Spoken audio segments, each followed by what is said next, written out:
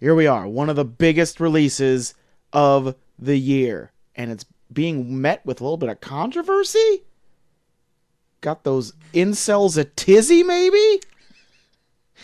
We're talking about, of course, the wide release of Joker. Joaquin Phoenix trying to fill some pretty big shoes. Did he do it? Did some bad things happen to the theaters we went to when we saw it? Is this all blown out of proportion? We'll answer all those questions in a very, very clown makeup edition of The Review.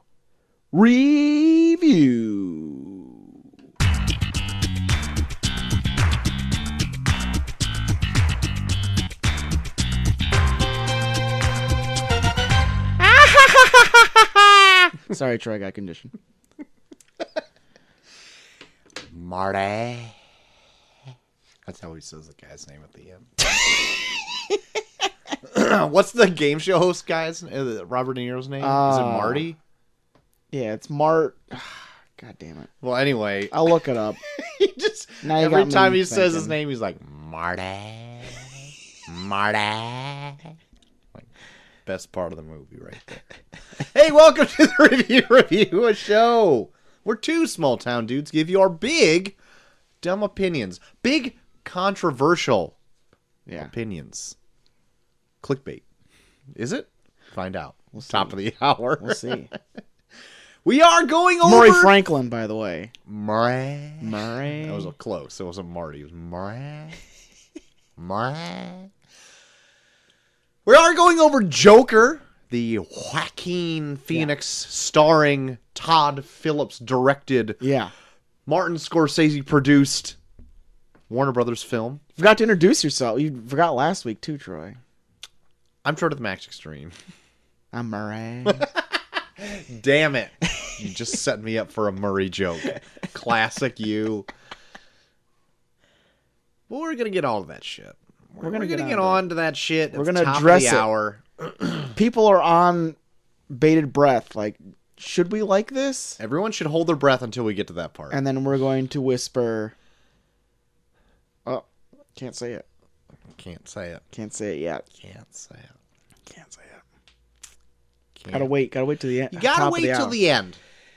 Top of the hour, you gotta wait till. Gotta wait to that top of the hour, babe. Yeah. So, let's not dilly-dally any longer. Why don't we jump into some news of the week? Pitter-patter, Troy. Let's get at her, JT.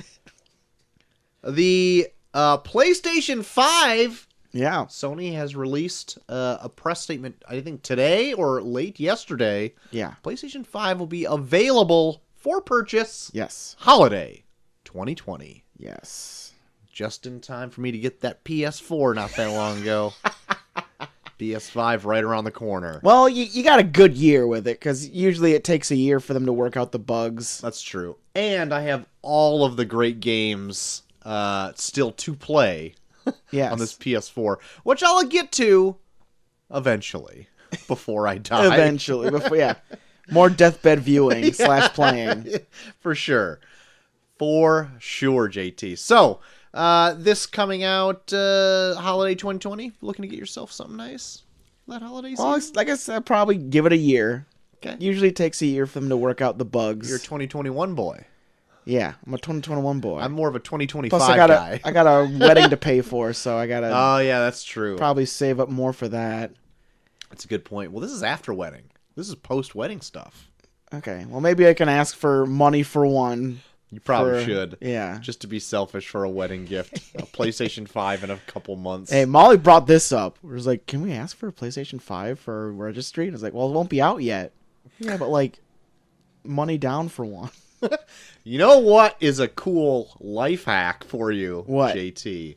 Register for stuff at Target. Yeah? If it's not purchased for you, you get a discount off that item if you shop at Target. I think it's like 5%. But still, use that Target Red card on top of that. That's the 10% savings right there. God damn it. God damn, you get a sale on top of that? God damn. God damn, you can think of the savings. PlayStation 5 will not be on sale for the first 10 years it's out. Yeah. Just saying. They'll probably charge you more money if you put it on your Probably. registry. And kick fuck you in the this guy. nuts on the way out. Yeah. What are you, a kid? You're supposed to be an adult getting married. Yeah, dumbass. God damn, you're supposed to be an adult. God damn. More news, JT. David Davis. Or, Yeah. no, I'm sorry. David Diggs. Yeah. If you're not familiar with him, he actually starred in Hamilton as Thomas Jefferson, Yep. the original. It's also in Blind Spotting. Good Yes. movie that came out last year. He is in talks to play Sebastian in Yeah. the live-action Little under the Little Mermaid movie. I actually didn't know he had so many voice credits already in his repertoire, but he's done a ton of already animated voice work. Yeah. It took me forever to place his face when I looked at it. I was like, who is David Diggs? Because I'm like, I've seen that in a commercial or something. It was definitely just Hamilton clips I saw. I think he was in a commercial for something. It popped up on Hulu a couple times. Like a show? Like a commercial. A commercial? Yeah, I don't know if he's been in a show. Whoa, Troy! Give me a card. Let me see that card. Okay. You have to give it back to me, though. Okay. Oh, okay. We'll get into it. JT, Hell in a Cell, WWE Hell in a Cell was Yeah. this last weekend. Did you watch any of it? I heard it went well. Hell in a Cell was well. I checked it out as I was home with the gang. And Yeah. oddly enough, Chelsea's like, is there like a wrestling show on tonight? And I said, who are you? First of all, and what have you done with my wife? Let's check this out. But Let's she see what more or it's less about. wanted something on that is just background noise while she cleaned the house. Yeah. So I watched Hell in a Cell instead. Okay. I can't remember one goddamn match in that whole Yeah. show. And I guess they didn't announce like anything that was supposed to be on that show. Really? Yeah. They're just like, There was "We're like doing 2 or this?" 3 matches that they were like that they actually announced for it. Huh. I remember that there was a Bailey Sasha Banks match. Yeah. I think it was Bailey Sasha Banks. Now it was Bailey and Charlotte. See, don't remember shit. So that was okay from what I can remember. I can't remember any of it. It wasn't bad. It was just like, yeah, this is a show. Yeah. And at one point, it was like getting close to 9, and Chelsea's like, I think I'm going to go to bed. I'm like, yeah, I'll be there after this match. And then, oh, that's the end of the show. So I'll come up right now. I know. I don't know if I'm even going to keep my network subscription anymore. I watch more IWTV than I do that anymore. Yeah. Well, that stinks for me. Oh, yeah, because you're feeding off mine. Yeah. That's okay. Because I barely watch any of it. I don't even think I've watched the last few pay-per-views. I only just watch like the big ones because we talk about it on here. Yeah, like the big 4, and that's Yeah. about it. And then out of nowhere, Chelsea just wants to watch one. I'm like, well, I'll just check if there's an old one on. And then I go on Twitter and like, Oh, Hell in a Cell is like Cell's a night. trending, and I'm like, oh, I guess there's actually one on. I didn't know any of this. So good. Yeah, she must be a secret mark or something like that. Just Oh really my wanted God. to see Yeah. that Hell in a Cell match. She's just watching wrestling when you're not home or some Yeah. shit. I would love that to be Just the like case. walk in on her watching like Billy Kidman. I'm like, well, I'm gonna go to work. All right, see you later. See you later. And then just drive around the block and then peek in the windows, and she's just like, marking out for Rey Mysterio. yeah. 619, booyaka booyaka. I can totally see Chelsea. And when I say that, I mean I cannot see Chelsea even doing anything remotely close to that at all. Even the thought of it would make her puke, I think. But who knows? Maybe she is. Yeah. Uh, Get her in there and ask. she'll come in probably later. Don't you Okay. worry about it. We'll just get her in the hot seat over here. Oh, shit. Ask her Warm what it she up. thinks about Rey Mysterio Jr. Warm it up. JT, are you familiar with the Avengers game that has been announced and has seen a little bit of... Yeah, the one that people shit all over when that trailer came out? Yeah, that's right. The very same. Apparently, there is a fun new character added to the roster you can play as. You can play as Ms. Marvel, Ooh. the Middle Eastern American teenage superhero that's secretly an Inhuman, transformed by the Terrigen Mists. God. Anyway, she's a highly popular character that came out in the last, I don't know, decade or so. Yeah. And people are very happy that she is included in abuzz. this game. People are abuzz with her to be in this game. Because as like no new characters in this game except for her from what I can recollect. So that's pretty cool that she's getting a video game treatment. Righteous. Righteous indeed. Last bit of news I have. Okay. Sony. Familiar? I've heard of Sony? them. They have a Masters of the Universe movie in the works. Yeah. They already are so confident about it that they've sold it to Netflix? Yes. Yeah. That made me laugh very hard when I read that. Especially because later on in the article I was reading, they're like, now, this could be a big gamble for Sony, because what if Masters of the Universe really catches on and it could have made more in the box office than it did by getting a Netflix paycheck? And I'm like, that would never happen. Yeah, it won't. And what if Masters of the Universe is the biggest movie ever made? What are you even talking about, Sony? What if I shit ice cream? If you're All already right, thinking of selling it to Netflix, this is not going to be... It's not going to look good. This is going to be hot dog shit. There's no clamoring for a Masters of the Universe movie. Not at all. In the slightest. Not at all. But who knows? Maybe it'll kick ass. And since it is on Netflix, we can watch it for nothing. Yep. Sounds good. There we go. So put it on Netflix. I dare you, Sony. I dare you. That's my last bit of news. Okay. Well, we are talking about Joker tonight. Yep. And apparently Warner Brothers is already on the train of riding this villain fad by possibly now working on a solo Two-Face movie. Okay. All right. So pump the brakes, Warner Brothers. yeah. I feel like that was The Dark Knight. Yeah. Like, you don't really need anything past The Dark Knight for a Two-Face origin story. Nah.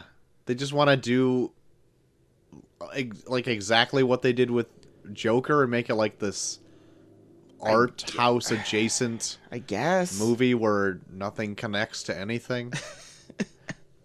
I'm not into that idea. Pump the brakes. Well, you were into you weren't into Joker at first, and then we'll see. Maybe you hate we it. will see. Jesus. Hold your fucking opinions to yourself. Oh, you don't even know. Shit. You know the deal, listeners. We don't even talk to each other We don't. ever until we get into this room. Yeah. We've Not been radio at silent. Not even the written word. No. We read the Bible to each other. That's all we do. I mean, that's a given. Yeah. Before bed every night. Every night.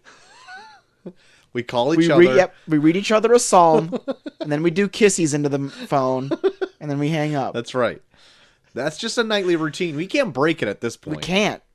We've done that since we've known each other. It's been kindergarten. years. Yeah. And granted, through time, our favorite passages has changed as we have. They have. Our of course. bodies and our minds have changed. Of course. So is our favorite passages Yes. of the Holy Bible. Yes. My faith is transformed, as well as my body.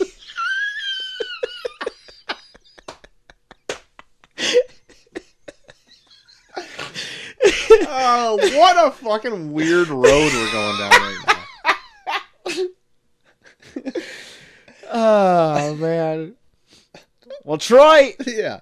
Yeah, I know you love Moana. Yeah, it's a good one. And, well, hopefully you love it enough for there to be nuts. 2 Oh, Moana 2. Moana 2, Moana's Revenge. In the process, yeah. Electric Boogaloo, Sweet. Moana 2. I figured it had to be coming fairly soon. Yeah. Moana 2. Yeah. Wonder what they would do with it. What'd they do? I don't know. They already have the heart of Tafiti Yeah. implanted in said Tafiti. Yeah. What if there's something What do else they do? in Tafiti that they need to put in? What else did they need to put in that big green bitch? No, I don't know. What if it's like you need to find the cock of Tahiti to make her a man and make her more powerful. That would really get over in this day and age. You bet. Make her a man so she's even more smart Yeah. and powerful. Well, at the end of the movie, they do set sail for a new home. So Uh-oh. maybe there is maybe something dangerous lurking on new shores. Oh, fuck. What about that? It's quite possible. Make it a horror drama. They land on like some cannibal A island. or horror something. drama for Disney. Yeah, they land on the Cannibal Holocaust Island or something like that.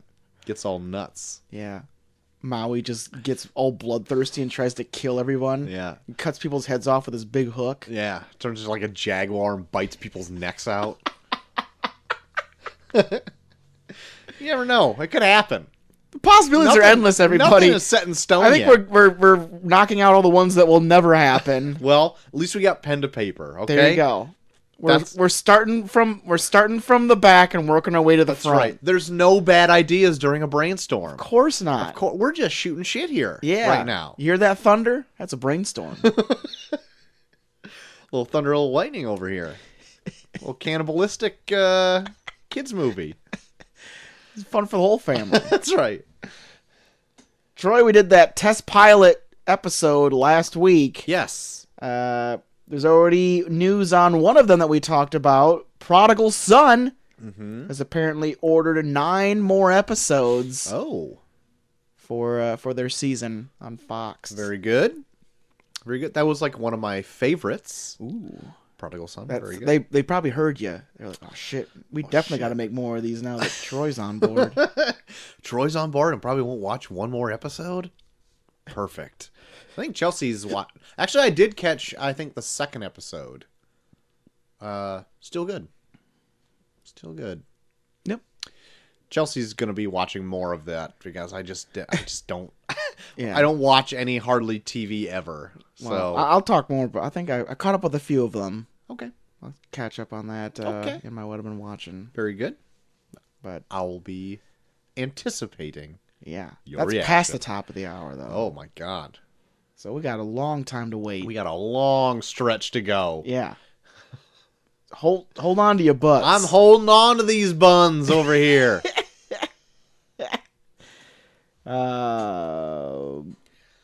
Slow news week. Slow news week. Not anything interesting happened at all. Speaking of Disney, Troy, they're currently in the process of developing another live action from cartoon Yes. adaptation Uh-huh. with another live action remake of Inspector Gadget. Oh, great. Because the Matthew Broderick one just had too many unanswered questions. We need to dive back into it. Well, they already did a sequel to that one, and French Stewart was the Inspector Gadget. Oh, So if this is set in the same universe, get French Stewart back. What is he doing? Nothing. oof. Probably riding off those residuals from Third Rock. Probably.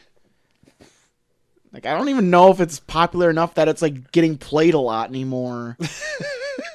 What the? I don't Third hear a Rock? lot. I don't hear a lot about Third Rock from the Sun anymore. Should we look it up? Is it on Hulu? I have no idea. Third Rock from the Sun.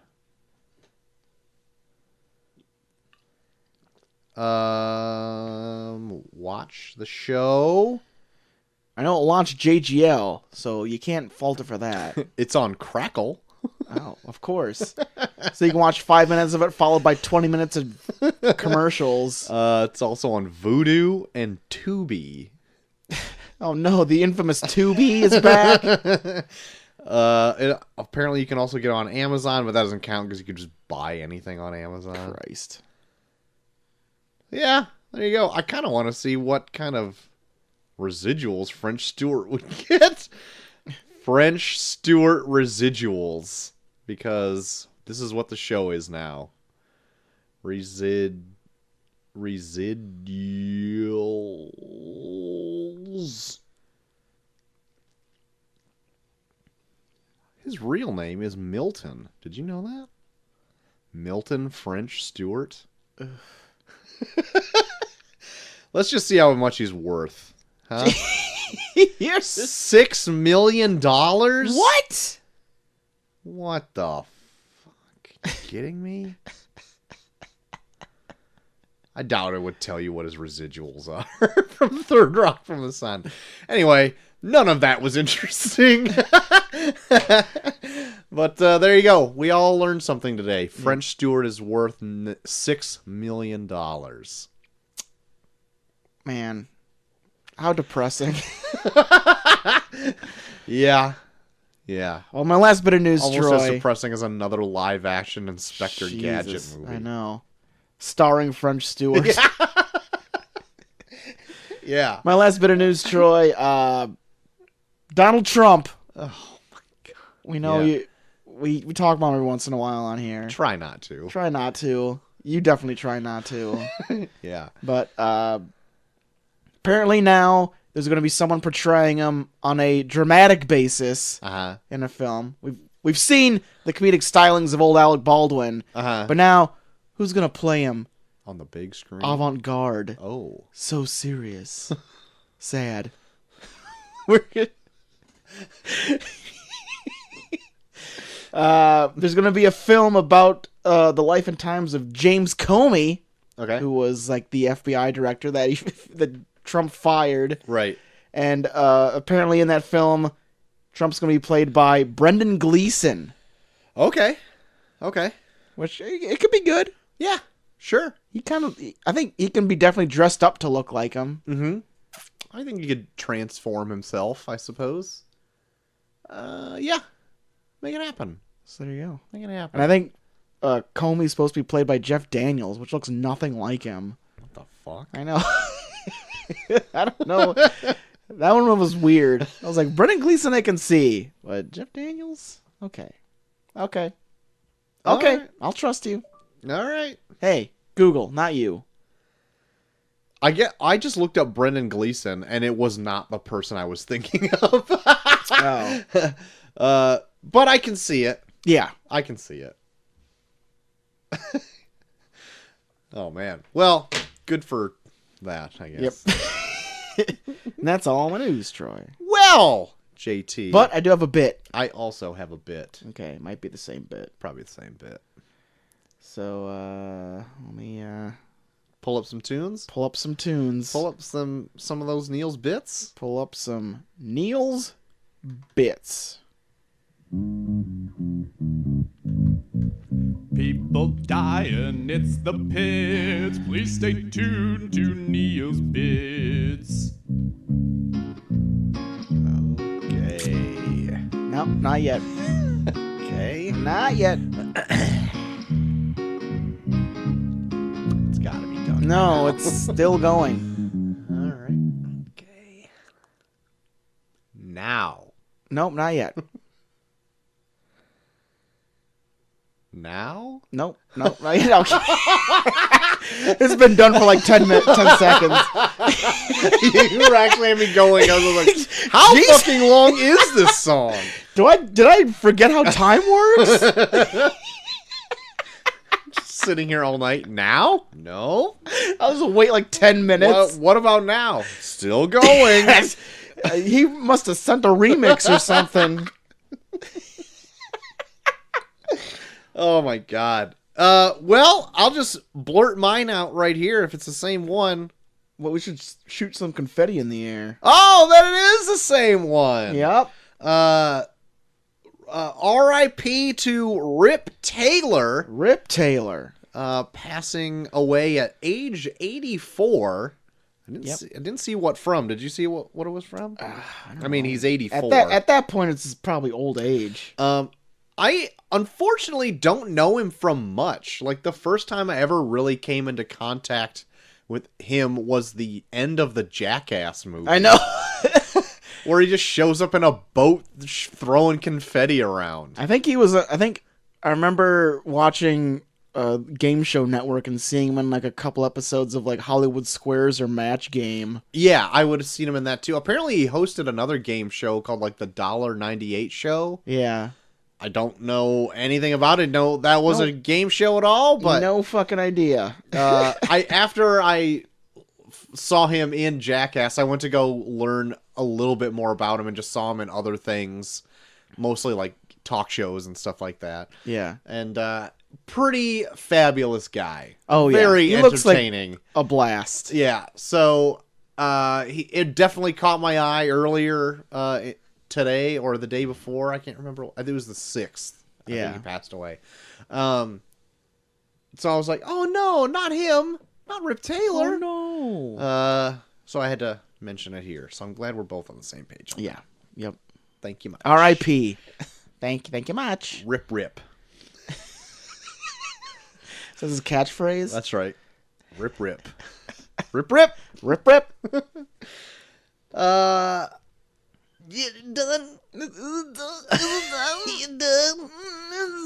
only have one trailer, but I don't know how old it is. So I got a trailer for this movie called The Sound of Music. Ever heard of it? It looks a tad bit old, but maybe it's just kind of a... Maybe it's shot on throwback. 70 millimeter. Who knows? So I got one trailer for Terminator Dark Fate, but I went to go see like any new trailers that came out this week, and I didn't see it on there, but it's the first time I've seen it. And it's more of like a story beat trailer where they're like Does trying... it start with her like being like start talking or something? yeah, I think so. Okay, yeah, that's been out for a while. Damn it. It was the first time I seen it. We'll talk about It's it. new to me, damn it. Talk about it. I thought it actually turned me around on the movie a little bit. Yeah, it like looks for the good. positive. It looks good. I am a big fan of the franchise, even though I don't like half the films in it. But that's just like any franchise. Like, look at Star Wars. People hate half the Star Wars movies, and they jay off to all of them. Like, oh my god, Star Wars is the best thing ever. What about the prequels? Oh, they're not good. Oh, fuck it. Like, okay, so almost a third of them you don't like. That's great. Oh, good for you. Good for you. But yeah, anyway, this Terminator Dark Fate movie it's got my interest. It's got my interest peaked. So I want to I don't know if I'll check it out in the theater because I haven't seen like the last few in the theater. So I don't know. But it looks good. And so far, I don't know if they've ruined the movie in the trailer yet by spoiling something. They kind of have, because that blonde chick in it seems to be maybe a Terminator. Maybe. I've gathered like she's like a human, like now they've like ventured into like human manipulation where like they're developing Terminators, but they're like all organic. Yeah. So that would have been a cool reveal, I guess, in the movie. So maybe they did ruin it. Who knows? Who knows? We'll see it we'll see it opening night. Oh, I'm sure.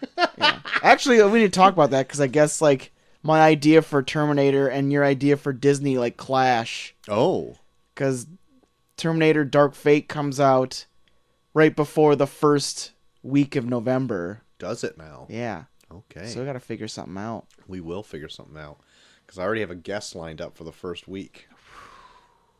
Okay. Skeets. Yeah, okay, I figured. I don't know. Maybe we can hold off on Terminator and maybe we'll do like some spooky films for October. Sure.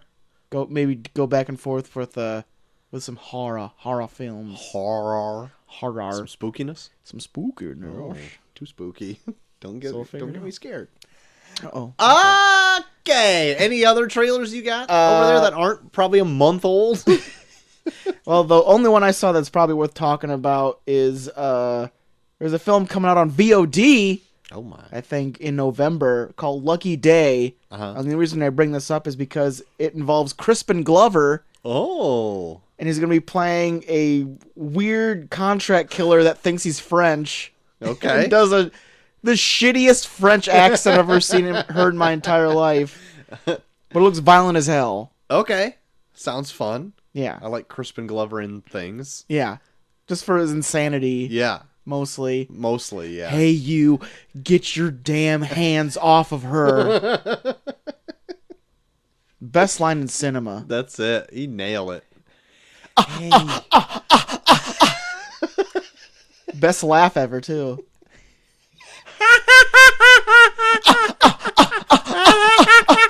Oh, Biff. Biff. God. I'm just waiting for Chelsea to like peek her head around the corner over there and be like, what the fuck is going on? I'm trying to watch wrestling in here. Yeah. I can't hear Braun Strowman say, get these hands. Oh my god. So I was just going through my YouTube subscriptions and I saw that Braun Strowman is in a Bon Appetit video where he cooks with the cooks. I can't wait to watch it. Oh, fuck. I have no idea why, but it's a thing. So I'm gonna check it out. Can only be great. I was kind of curious about why Chelsea was so into asking me about the debut of Cain Velasquez. What? Oh, no, I guess, like, WWE's, like, getting in a bunch of, like, UFC guys now. And, like, Cain Velasquez Yeah. debuted on SmackDown. Right. I saw a clip. We're getting way too wrestling nerdy right now. People are tuning out, like, so much right now, I bet. I bet. Because of our vague knowledge of what's going on. Of a product we kind of peripherally pay attention to. We're talking so much about something we don't know much about.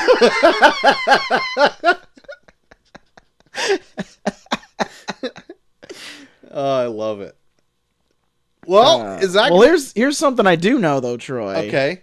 And that's the winner of last week's Term of Random Movies. Perfect segue. Good work. And, oh, shit, never mind. I just deleted everything. I just delete everything. We're starting over. Best of the Whorehouse in Texas versus 50-50. Troy, I checked this morning, and 50-50 got at least one vote at the end there. Very good. So, Best of the Whorehouse in Texas annihilating Swept. 50-50. Got So, it. it is moving on to the semifinals Perfect. to face Love it. the winner of this week's match, which you determined last week is, of course, Mortal Kombat Yep. versus V for Vendetta. Yep. And, yeah, this one could be close. Yeah, this one's fun. This is actually one that I wouldn't mind either one of them moving on. Totally. All the other ones I kind of had like one that I wanted to do. Yeah. Like wanted to go. Like Mr. Magoo, for Like sure, Mr. you wanted to go. Magoo, You want... motherfuck. So you know what? So I did a live stream last night, right? Yeah. For Swamp Thing. OJ hops on. He's like, I can't wait for you to review Mr. Magoo. Trolling me everywhere. Literally everywhere. God. Oh, fuck. If escape. we end up doing Mr. Magoo, we're gonna make OJ frickin' fly his happy ass here Yeah, no shit. and review it with us. If that wins, we are at least making him Skype on and make him watch the fucking movie. If he doesn't, I'm not reviewing it. If he doesn't agree to those terms. You have my terms. I've slid them across the table. The ball's in your court, OJ. But it might not be that. It could be our winner of this week's Mortal Kombat or V for Vendetta. Very good. Which one are you leaning towards more, though, Troy? So OJ can campaign against it. I think I'm leaning more towards Mortal Kombat. I think I am too. I think that one would be more fun to Pick apart. pick. Yeah, because Jesus Christ, is there a lot to pick apart? Yeah, I like V for Vendetta a lot, but I just Yeah. don't feel like it would be as fun of a conversation. Yeah. So that's There what is I'm some leaning depressing towards. shit in V for Vendetta. Yeah, very much so. So that's what I kind of want to lean towards. But if V for Vendetta took it, it wouldn't bother me in the No, slightest. no skin off my ass. That's right. You've got a lot of skin on There's your a lot of ass. skin. Yeah, I grow 4 layers of skin on my ass. Just you have to have a special like soap Yeah, for that, just so you don't have a buildup. I have like scales on my ass. Dry, Dry skin, Scale. scaly ass. Yep. It's like a cheese grater on my ass. It's an issue. I mean, we've talked about it in private before, but I don't even know why we had to bring it up, but we did. oh my god, perfect. Well, does that put us right at the top of the hour? I believe so, Troy. I believe so. I think it does. Joker. Joker. Joker. Joker. The Joker card. You're supposed to remove all the Joker cards. Remember that Simpsons thing where like Homer's a dealer and he's dealing to James Bond? It's like Jokers. You're supposed to remove the Jokers from the deck. Commander James Bond. What are you doing, Google? Stop! God, Google is just all about it. all about it today. And then It got too saucy when I asked for Elton John before we started. and then so Homer takes the cards away and then he gives them the rules on how to play poker card. And he's like, "You're supposed to remove this from the how to play poker." And then Blofeld like drags him away and kills him or whatever. It's a great gag. It's a great gag. I want to watch some Simpsons right now.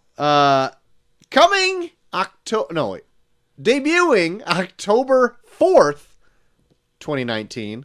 Yes. Budgeted at $55 million. Opening weekend made $96.2 Jesus. million. Almost got that 100 mil. Almost. Domestically, as of the 8th of October, it's made $119.8 million. Yep. Worldwide, $272 million. Damn. Not too shabby on that Raking measly in the $55 dough. million budget. Rotten Tomatoes has it at a 69%. IMDb has it at a 9 out of 10. Wow. Metacritic, 58%. Whoa. And Cinema Smack, 5 stars. Out of 5? I don't know. You need to look into this shit, Troy. I don't like to. I don't like to do any of that. All right. So there you Alright. have it. I'm fairly certain it was out of 5 Touche. stars. Yeah. Like 5 stars out of 7. Like what odd number would Could they? be 10. You never know, but I doubt it. Okay. I doubt it. I think it was 5 stars. Looking up the box office information on this, Box Office Mojo actually had a funny category of a movie that this was sequestered into. Okay. And it's controversial movies. I'll let you Jesus. know the number that Joker made. It made at number 8 on the controversial movies chart, and it's just gauged by box office. Fuck. So, could you name me any of them from the top 10? And I told you before we started recording, you probably won't, but I'm going to tell them anyway. I'll try. Okay. Passion of the Christ? Yes, that's actually number 1. Yeah. And it's in controversial movies for anti-Semitism. I fucking hate God! Why is this here? Yeah. So yeah, you got the number 1. Very good. Shit. Controversial. Shit. Especially like popular controversial, it's hard to think of. Yeah. Oh, Deadpool? No. They're more obscure. Like they're popular movies, but none of them are in there for violence. Shame? Nope, not Shame, but there's one kind of close Oh, at the number 10. fuck. Eyes Wide Shut? Nope. Now I'm trying to think of like sexy showgirls, Nope. striptease. Nope. God damn it. Go ahead. All right. So you guessed the number 1. Yeah. I'm just going to go down to number 10. Number 2, the Da Vinci Code for being anti-Christian. Number 3, God doesn't fuck. Jesus doesn't fuck. The Day After Tomorrow for global warming. Number 4 for Django Unchained for the use of the N-word. Number 5, True Lies for being anti-Arab. Number 6, Angels and Demons for being anti-Christian. Oh, fuck. Number 7, the 2016 Ghostbusters movie. No reason. For being too pro-woman. For being controversial, it has no reason why it's on there, but it beat Joker. So far, because it's just going by box office numbers. Number 8 is Joker. Number 9 is Fahrenheit 9/11 for being anti-Bush. Yeah, well. And That is then controversial. the number 10, Basic Instinct for vagina For flash. pussy. So those are the top 10 grossing, quote, controversial films that Box Office Mojo had. It was a great list. I tell you what. There's no reason that list needs to even exist, but it does. Or even have the Lady Ghostbusters on it. I know. Why? What is going on here? But anyway, good deal. So, JT, what is Joker all about? Well, we follow a disturbed man by the name of Arthur Fleck, who just can't catch a break, living in the real shitty city of Gotham. And as it goes on, he finds that there might be a socialite that could possibly be his biological father. Mm-hmm. And through the course of that, just a bunch of shit happens to him. That turns him into the Joker. God damn, I don't know what the fuck. There you go.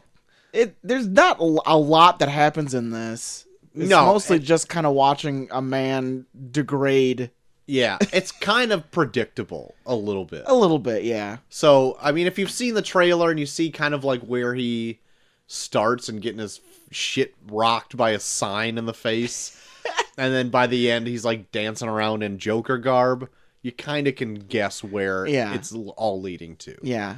You watch A to Z and you're just like, oh, you just gotta kind of fill in the rest of the letters from there. That's right. It's kind of easy. So, earlier today on our review Twitter page, Yeah. you posted, hey, send all your thoughts about Joker in so we can read them on the show. I retweeted it, had some people actually reply. Wow. I'd like to read other people's thoughts about this Joker They movie. actually tweet or do they email us? Tweeted. Oh, They tweeted okay. all up at me. I need to Got find up in them. your DMs. Gotta hit them DMs. Here we go. Where is this? Where is my Twitter at? You want me to pull it up? Mother F. Here we go. Got it right here. So I retweeted saying, tell me what you thought of this movie. Is a controversy some bullshit? Here are my responses. There's some bullshit. We got one from Buck82. Loved every second of it, Troy. I was like, all right. All right. Drew Allen, I loved it. I think the controversy was way overblown. This movie was actually less violent than something like Once Upon a Time in Hollywood. I get the portrayals of violence are different, but I never felt Joker glorified it. Yeah. Okay. The Pop Culture Punks podcast responded, the movie was fantastic. I can see why it's stirring up some people, but I don't think the level of controversy is warranted at all. Okay. Virginia Blues All right. writes in, the controversy is bullshit. Oh, go. The film is bleak and dark, but I loved it. I've seen some terrible views on it, and I just don't get the hate. And then, oh yeah, that was from Virginia Blues. And then one more response with Janashir at BennettJan626. 727. Okay. He said, "I love it, and yes, the controversy is total bullshit." Maybe I shouldn't have said bullshit in the question because everyone's like bullshit. It's just throwing bullshit in your face. So there you have it. There was a ton of controversy. Yeah. Travesty. Everyone seems to be kiboshing this controversy. About the movie, saying like it glorifies like hate killing and all this kind of shit and violence and all that. Obviously by the responses that I got on Twitter, everyone kind of thinks it's some bullshit. Yeah. And I would also like to agree, not entirely. Oh. Going against your followers, Troy? I agree with them, but I have not to the extent where I think it's complete bullshit. Okay. I'll get to more of it in spoilers because some of it is like at the very end of the movie that I'm trying to talk about here. But I really think I feel like we might be on the same page on this. Thank you. We'll see, won't we? We'll see. But I think the controversy was stirred up by, I don't know, somebody close to the movie, maybe even like Warner Brothers. Yeah.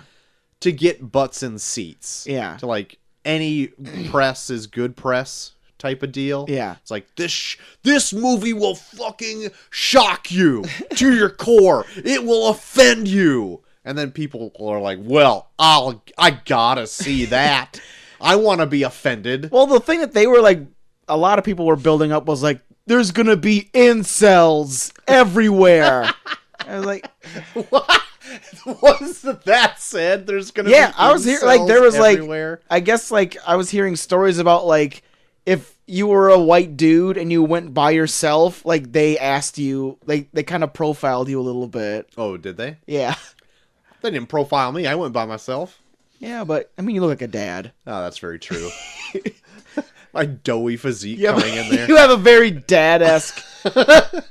I'll go in with just my hands on my hips. I'll just have one for that Joker movie. Yeah, give me that one with the clown boy in it. What's it called? Oh, never mind, sir. You can go right in. I'll have a diet soda, please. Watching the figure for the missus, you know. Take a bear every day. Just good for my heart. Just take a bear a day. Took a baby aspirin before I got in here. It's good for my heart. Better get home and get my glass of red wine in. For the antioxidants, of course. Of course. So, yeah, that being said, I think the controversy is a little bit overblown in that part. But in spoilers, I'll elaborate more on an addendum I want to add to that. Yes. I think Joaquin Phoenix is very good in this. Yeah. If I could jump right into some actor portrayals in this. By all means. I think he's of all of the actors in this, he's by far the best one. Mm-hmm. I was actually surprised at some of the actors they had in this. As to why they needed to be them, I guess. Like, Mark Maron's in this movie, right? He's in it for like a split For a second. And I'm like, maybe he had a bigger part at Maybe. one point and it was cut. Maybe. But, like, it didn't need to be Mark Maron. Yeah. Like, why? Like, I even heard before, because Robert De Niro's in this movie as this Murray. As like this talk show host. Yeah. And I even heard that he had like a bit part, but he has got more of a substantial part in this movie. Yeah. After He was seeing in a it. lot more than I thought he was going to be. Yeah.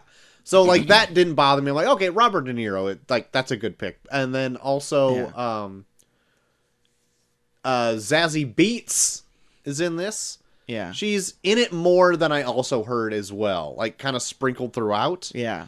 But that's a fun little twist on that character as well. If you don't know already, we'll get to it in spoilers. Yeah. But overall, like, it's just Joaquin Phoenix, like, Pretty throughout much. the entire movie. Yeah, everyone else is just kind of maybe bit players that kind of play around him that kind of move the plot along. Yeah.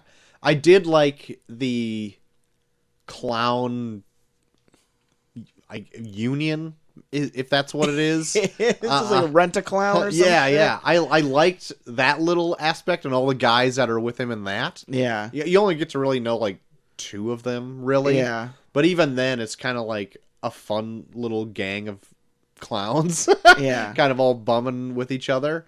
But even then, like, they don't have a huge part either. Like, every scene in this is Yeah. freaking Joaquin Phoenix. His mom, I think, plays a little bit more of a Yeah, that's role, true. too. I was just gonna bring her up. Frances Conroy. Yeah. I thought she did really well. Yeah, she was good. I can't remember the last thing I've seen her in. But she looked like, well, I want to say not only she, but like Joaquin Phoenix, they just look very sickly in Yeah. this movie. Joaquin Phoenix especially. Yeah. There's that scene where like he's bent over like fucking with his shoes. Yeah, and you And just it's like- see like You can every see his vertebrae. Yeah, you can almost see like his lungs. Yeah. Like it's like almost like machinist type skinny. There's a few scenes where he's like Not quite machinist. Well, but I pretty know, but, fucking like- close. he's like dancing with his shirt off and like he is like sucking in his gut or whatever, Yeah. and you can like almost see his spine through his stomach. Yeah. Like it's sickening Yeah. how thin he got to be, I guess, just like the spindly version of the Joker, which Mm-hmm. like is fairly comic accurate, Yeah. which I was kind of like applauding. Like, of all of the Jokers we've seen Yeah. in the last 10 years, we've got like a Heath Ledger one, we've got this one, and we got the Suicide Squad one, Jared Leto one. Yeah. This one, I feel like if I'm comparing it to the book, it's the most comic accurate one. Okay. I was going to ask you, without spoiling, do you think, because we were talking about how this movie could easily be a movie about a guy that becomes a killer clown that doesn't need to be called Joker. Yes. Do you think this movie is, in fact, a Joker movie? So, okay, I am in 2 minds of this. Okay. The comic book lover of myself Yeah. feels like no. Okay. Even though the character is fairly comic accurate, anything else that deals with like the Batman universe, like Gotham or other characters in this movie, is all surface level. Yeah. They like, yes, it is set in a quote Gotham, but Yeah. it is New York. Yeah. You know what I mean? Like, even to the point where there's a garbage strike, which New York had. Yeah. But that's like more in the 70s. I think this Well, one plays more in the 80s. It takes place in 81. Yeah. And there's other characters in this that if they were just named something else, it wouldn't have made any difference. Yeah. Even interactions with other characters, it's like, if you took that out, it doesn't change the movie at all. Yeah. And even points where things are shoehorned in, I'm just Yeah. like, what is the point of this? Yeah, I can see that, but I don't know. Like, I can see your point, but I do feel like they took the idea of what Joker is and they played it up in a way where it does kind of feel like the Joker character to me. I'm not like studied up on like comics or anything, Yeah. but I think it's an interesting take on like the mythology of what makes the Joker the Joker. Yeah. I don't disagree with you, because in this little bottle that they've created this film in this Yeah. Joker Yeah. here, I think it was well done. But like, if you have a character in like an existing massive universe, could you like see a Superman showing up in this? Because they live in the same world. Yeah, but it doesn't have to be. No, I know it doesn't have to be, but like at the same time, like, yes, they made like a good Joker movie, but I can't see anything else in like a DC universe even existing in this movie. Yeah. So why make it if you're gonna be the only one in it? You know what I mean? They could have called this Pagliacci the movie, and it wouldn't have made any difference. Pagliacci's a sad clown. What would be any different? Like if it was take place in New York, call it Pagliacci. and then you've got the same movie. I don't know. I think like taking like people's even like vague idea of what the Joker is, and then encompassing that into here's a person that becomes that vague idea of what you think the Joker is. Uh-huh. I think adds a little more to the story itself, and I Yeah. think that's what makes it a good Joker movie. Like taking out the idea that Superman could show up or something. Like I think as a standalone movie and having a vague idea of what the Joker is, I think it adds a little more to watching this origin of him. Yeah. The other mind I have, the movie-going mind, Yeah. I think it was very competently made, Yeah. and I like what they did with, let's just say, even if you didn't call him the Joker, just the Yeah. character of Arthur Fleck, Yeah. I like what they did with his character. Yeah.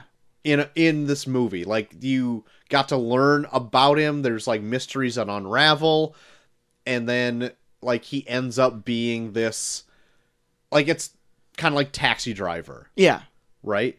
So like it ends up kind of like that near the end, but you get to see the progression of it during the movie. And as that part of my review brain, I'm like, that's, I think, very well handled. Yeah. It's just all this comic stuff that I'm just like, he doesn't need to be this. Okay. So that's why I'm like of two minds of it, and I don't know really what how they mesh. Don't answer if it's gonna like ruin anything, but does it involve any kind of like staple comic ideology that it ruins? It doesn't ruin it for me, but in the Joker as a character does not have an origin. Yeah.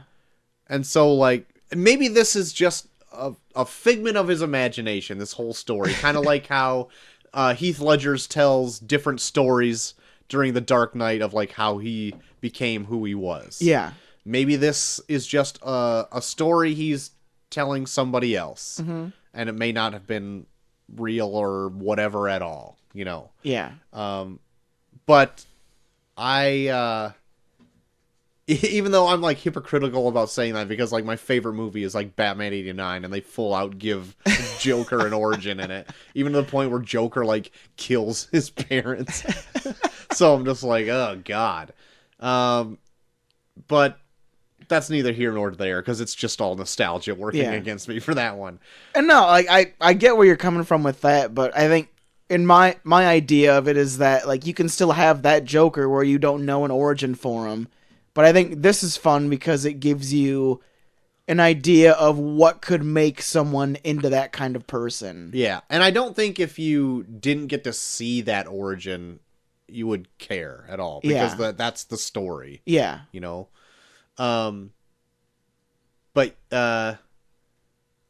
Yeah, so that's kind of my thoughts without like spoiling other details in it, because there's some stuff I do want to get into once we start dropping. for sure. Some real deets. Mm-hmm. So what did you think about the like little small aspects of the Joker?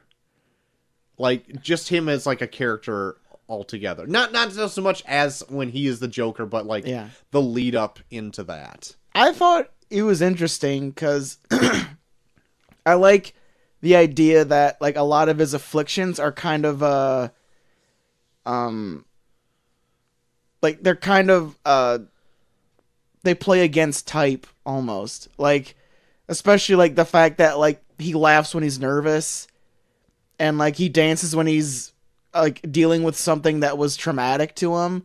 Like it's a lot of stuff where like his coping mechanisms are kind of taken as like acts of joy, and people take that in a completely different way, which like I like that because it makes him like that's a good way to make him the Joker, and it makes you look at the character of the Joker in a completely different way, where like a person on the outside could look at him as a madman, but like getting to know him and knowing that these are just like these are like nervous tics almost kind of makes you feel like, oh man, he's like, when he does stuff and it looks like he's happy that he's doing it, he's actually like suffering. Yeah, so the whole thing in it, you find out this fairly early on in the movie, is that he's got like a condition where like he just laughs uncontrollably. Mm-hmm. And it's like a mental condition. He even has like a card that he'll hand somebody if he's like in a fit. Yeah. It's like, hey, this is a condition. I can't stop laughing. And he or plays that whatever. really good too, because he makes like laughing look like a seizure sometimes, where he's like trying to stop himself and he's like choking. Yeah. He's like almost out of breath, but he can't stop. Yeah. Like that, I am still on the fence on. I've heard a lot of people really like that. But like, I think it's like a way on the nose for Joker. You know what I mean? But no, I like it though, because You can. I'm not. It's just my opinion. For me, but- I take it as like you're watching this person, like it's taking like the idea of the character of the Joker and turning it on its head, where you're seeing it from a perspective of someone who is feeling completely different feelings than how he's portraying. Like you see this madman that's killing people and laughing, Yeah. but then you see this guy that laughs when he's uncomfortable and when he's nervous, where it's like he's driven to do these things and he's not happy when he does this shit. Like maybe he's genuinely upset that he's killing these people. So like I just don't know if I can get behind that so much, because I would like a Joker that knows what he's doing and he's laughing because he not so much finds joy in it, I guess, but finds the world ridiculous. And it's just like, I'm going to laugh all this shit off because what matters? Yeah. I don't necessarily like him having a nervous tick and he's just going to laugh. But in the same sense, I did like it because there's a point in the movie where he goes and visits a stand-up comic Yeah. and he's like laughing at like all the wrong times. Yeah. And I really like that moment. But I don't know if that's even like his nervous ticker so much that he doesn't understand comedy really. And he's like just trying to fit in. Yeah. And I really like that scene where everyone's quiet and then he'll be like and laughing at nothing, right? Yeah. And then you get to see like him scribbling in his notebook because like at one point he's like, I'm gonna be a stand-up comic. And it's just I like know. He's like some writing weird jokes. Yeah, he's shit. writing jokes, but like the jokes are just like fucked up shit. Yeah. And like the one of his notes is like, must tell more jokes about sex. Everybody loves sex jokes. Which I like. I love that shit because it's like if an alien came down from space and Yeah. was like, these people really fucking love sex. So like that I thought that was kind of funny, like how he's just like so socially inept Yeah. that he doesn't understand how this like works at all. Yeah. He's like treating it like a science. Like he's just trying to find a way to just like, how do I get people to laugh without understanding how laughter works? Yeah. Or comedy at all. Yeah. But you know what was kind of funny? So like he eventually gets up on stage. I don't know, hopefully this isn't a spoiler. I don't think it is. But he eventually like tries his hand at stand up, right? Yeah. And he tells like he does just as well as you think he's gonna. He's gonna totally suck it up, right?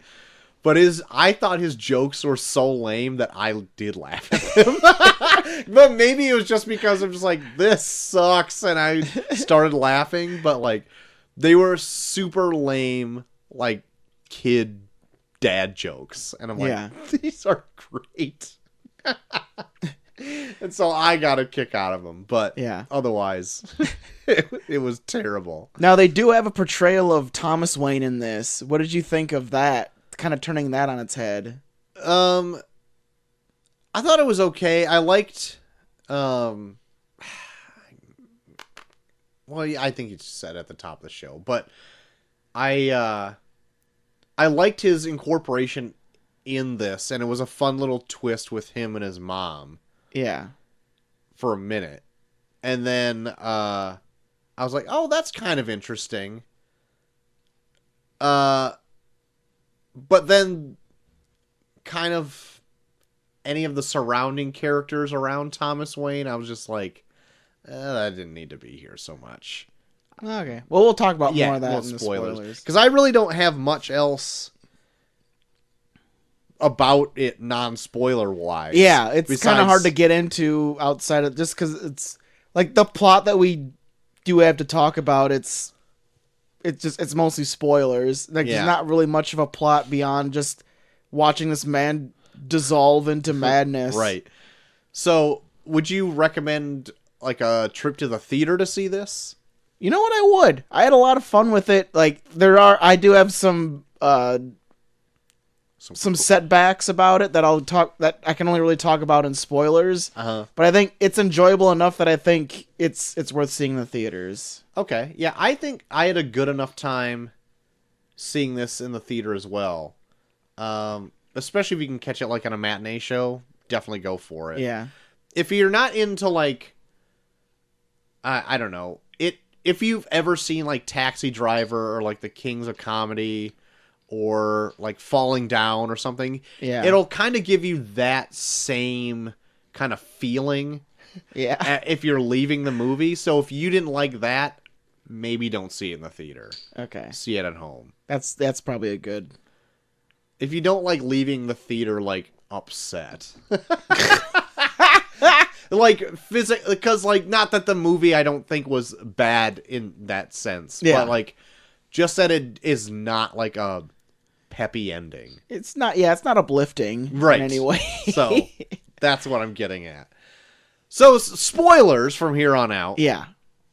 Let's touch on the Thomas Wayne stuff since we just kind of were Yeah. dabbling in it. Okay.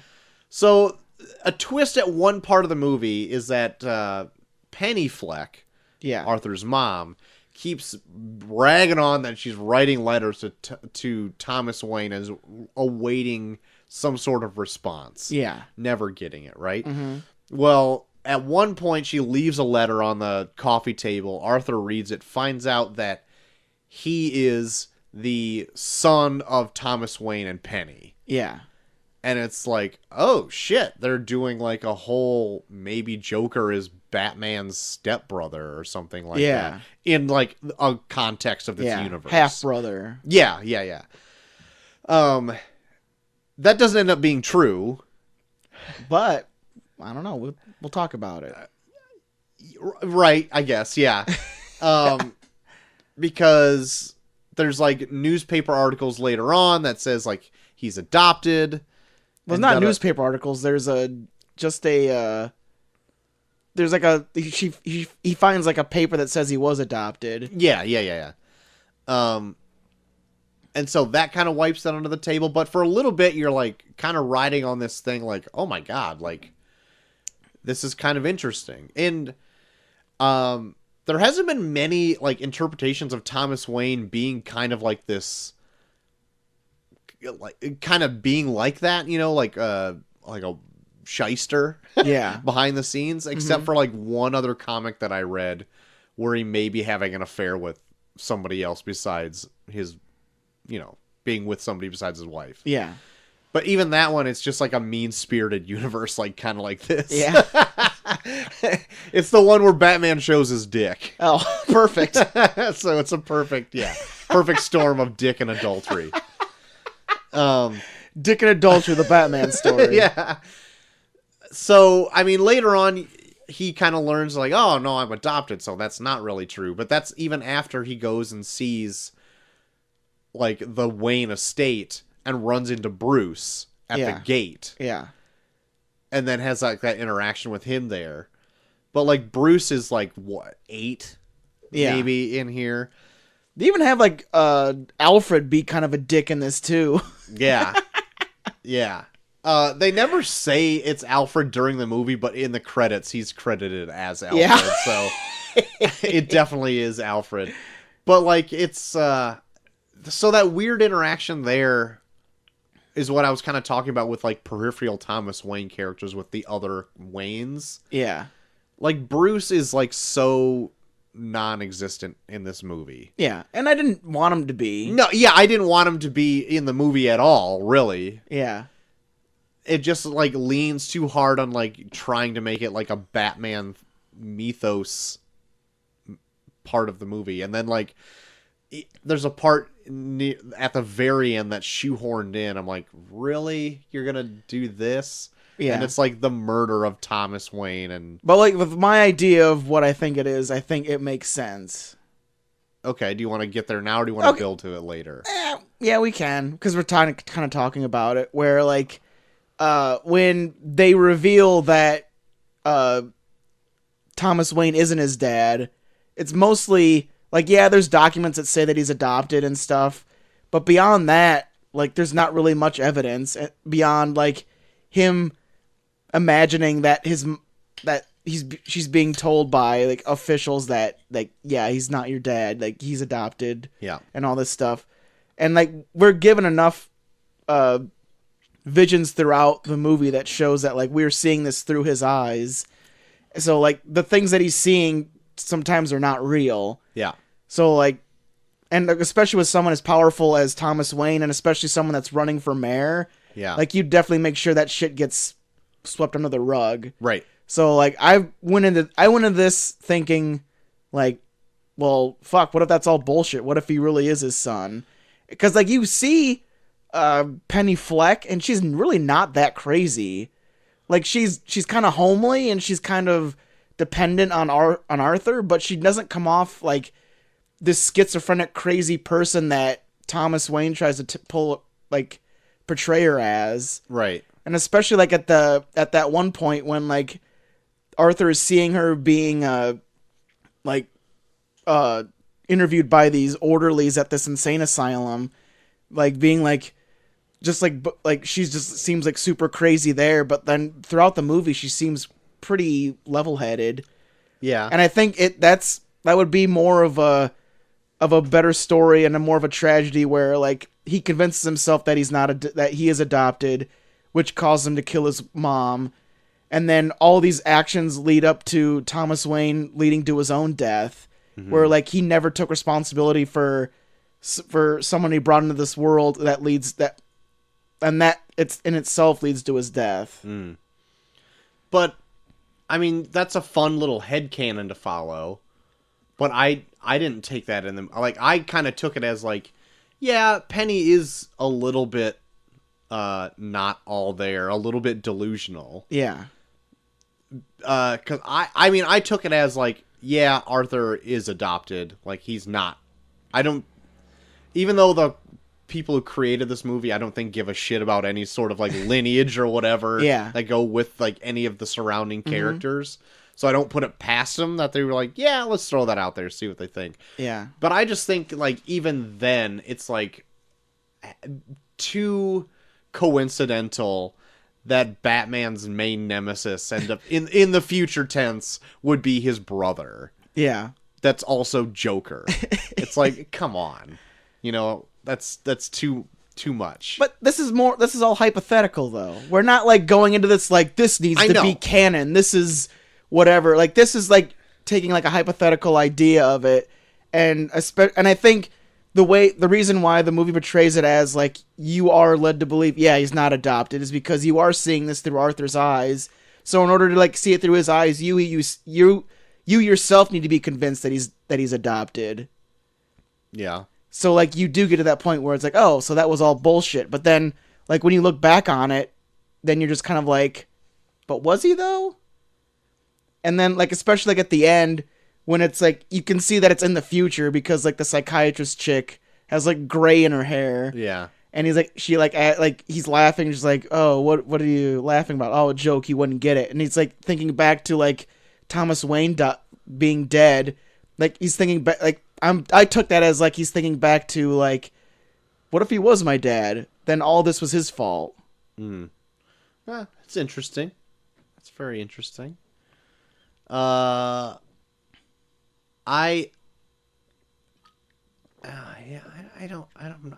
still like balancing of what I think of this overall. But anyway, I'm still standing firm as like any like Gotham centric stuff Yeah. it could all be swapped out with whatever. Yeah. So overall, like the Wayne stuff, I'm like, if it wasn't Thomas Wayne and it was just like another rich billionaire running for mayor, you could still have that same Penny storyline writing to the mayor who has like this clean cut family and kids and stuff. It's like, oh no, you have this like son over here that I'm raising for you or whatever. And you could still have that same story. You could, but I think because there's so much rich history with Batman and people kind of knowing, like, even with like a vague idea of what it is, like people have a connection to that, and so they're invested in the idea of like what made this the way it did. And even with this being a hypothetical story, it's fun to kind of take that idea into account. Yeah. Like you could take something that's just like a nameless billionaire and like whatever, but I don't think it'd have the same impact, and it wouldn't have like the same it wouldn't give you the same ideas as he would like knowing where it leads, as opposed to like, oh well, I don't know how this is gonna end up, but I guess it's gonna be bad. Yeah. Like, I think you have more of an idea of where it's going to go because you know the history of these characters. Yeah. Well, I mean, I was also trying to step into like the eyes of somebody coming in that doesn't know anything about comics. Yeah. Because I was actually the very beginning of this, it shows like the old-timey Warner Brothers logo, Yeah. but it has no mention of DC Comics at all. Like nothing. And so I'm like, oh, they're kind of just like pushing that aside. So going in, let's say you didn't know, oddly enough, that Joker, the most popular villain of all time, isn't like a comic book character. Yeah. Would you get any of the Thomas Wayne references? Yeah, probably not. No. So like, what's the point? Yeah. I mean, most of the people seeing this do But get it. So you but can the use point that is they just shorthand. won't get the Thomas Wayne references. It's not like if people don't know what it is, they're not going to be like Thomas Wayne, but Yeah. it's just a name to them. But for Yeah. people that have an idea of it, then they have a connection that they can connect the dots to something in the future that can make them imagine like, oh, well then this must lead to this. And I like the idea that like I love how it like almost kind of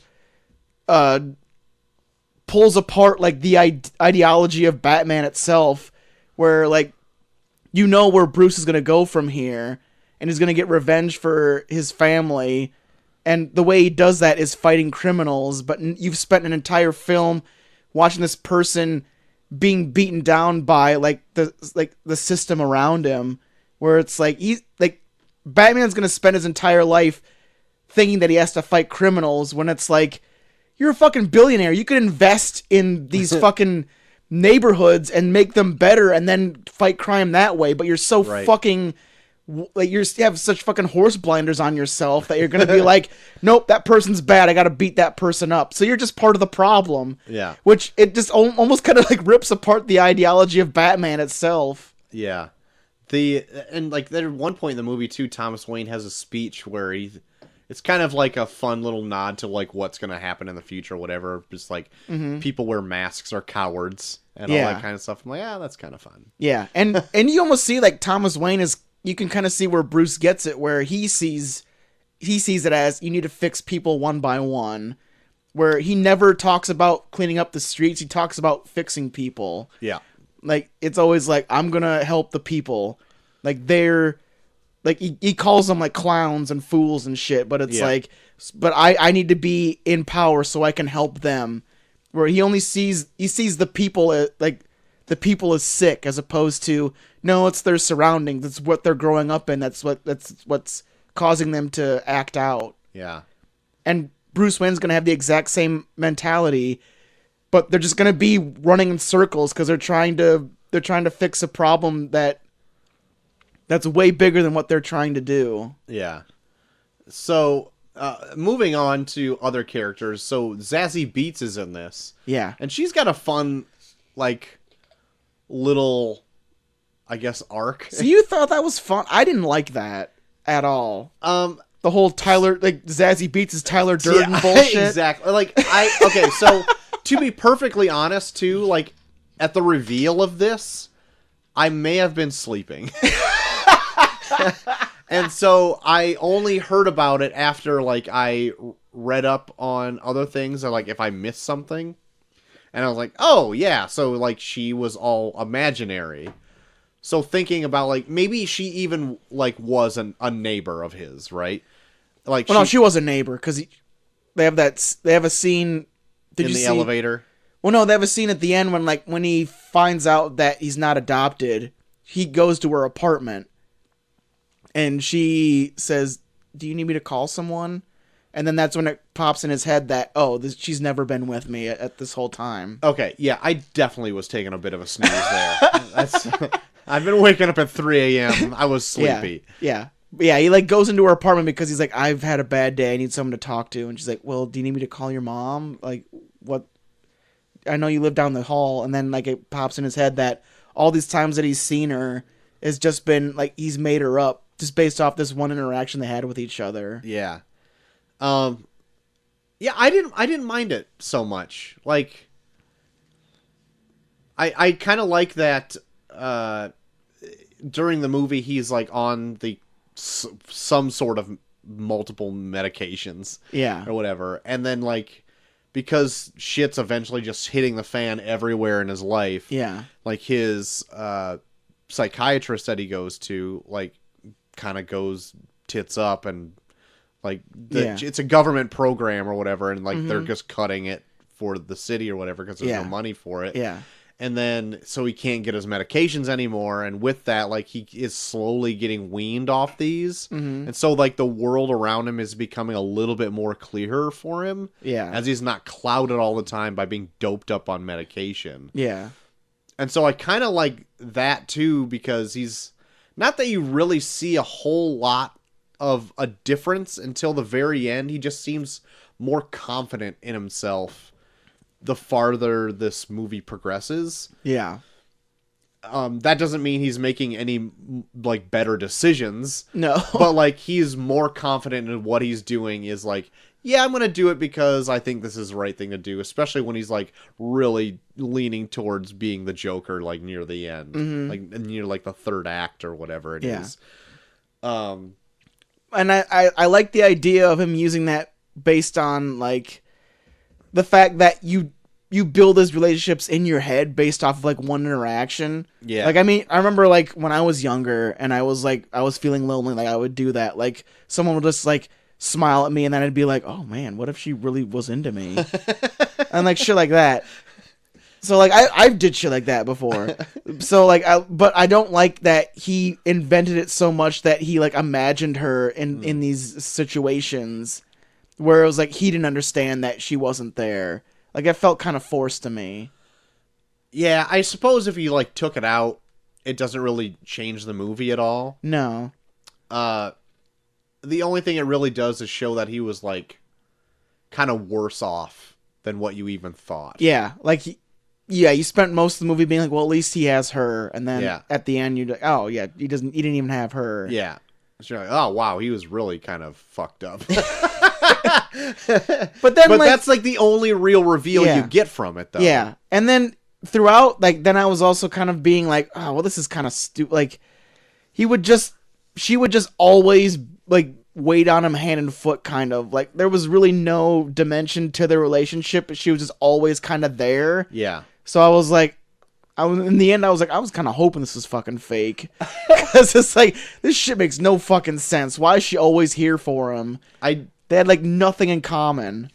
I did find it, like, peculiar. Like, oh, you went to a show and you were laughing at him. But then again, I was like, I laughed at it. So, like, I didn't know, maybe it's like she's just humoring him, or, like, she deep down thinks he's a fine guy. Yeah. But, nah.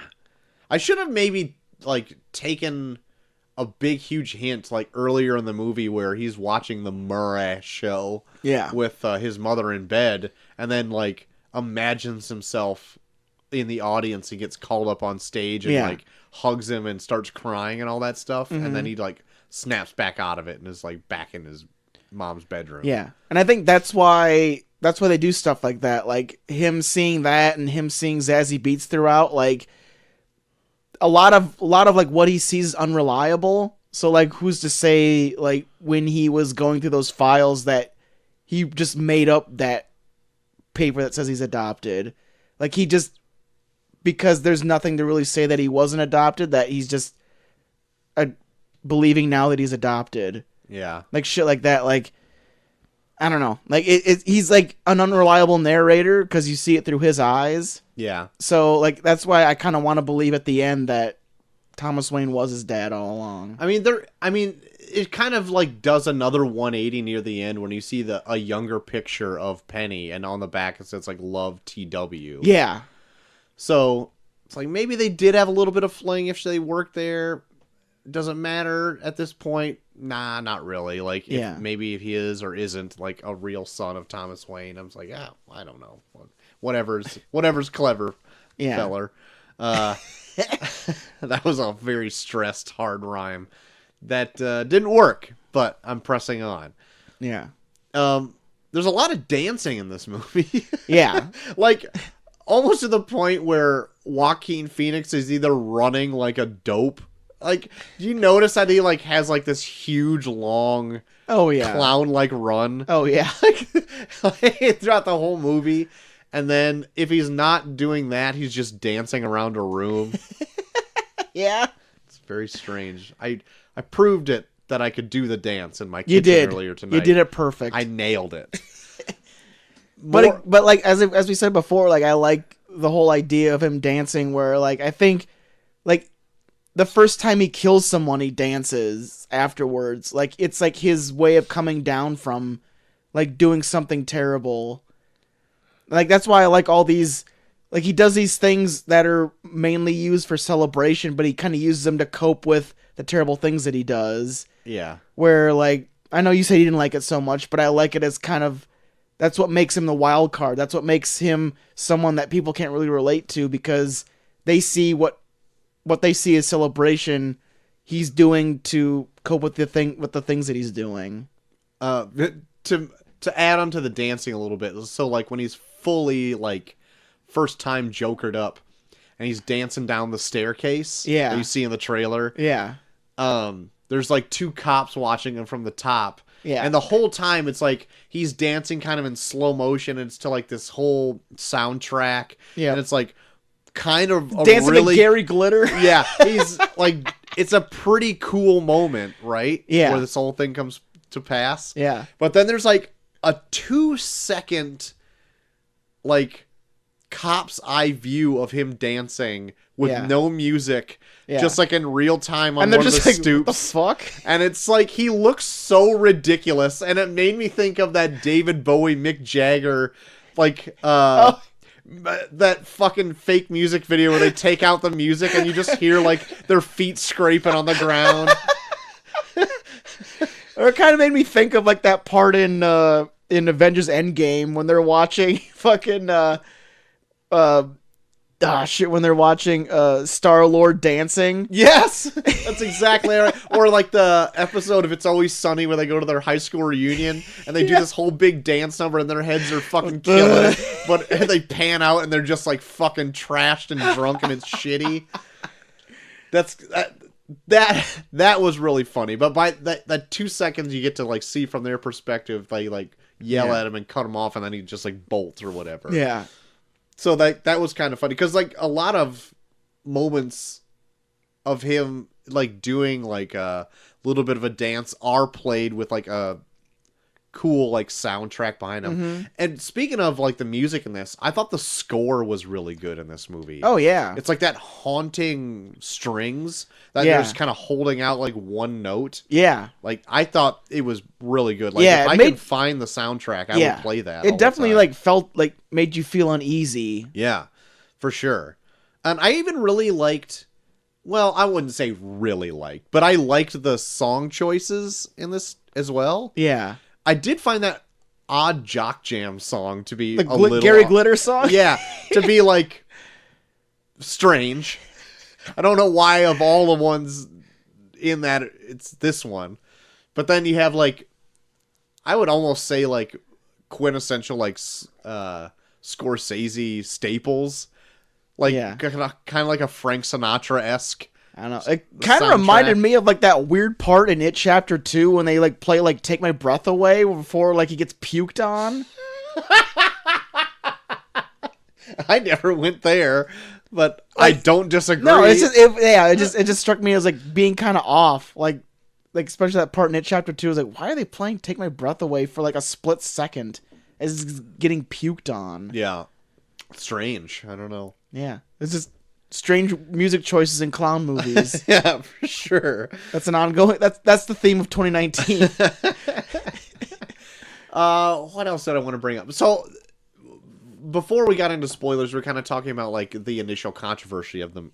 Why can't I say controversy? Controversy, Troy. Controversy's kisses. Pose the question: do I think it's some bullshit? Yeah. I think half of, like, maybe even 3/4 of it, yes, is like a ploy to get butts in seats. Yeah. But if I could jump to the end of the movie, Yeah.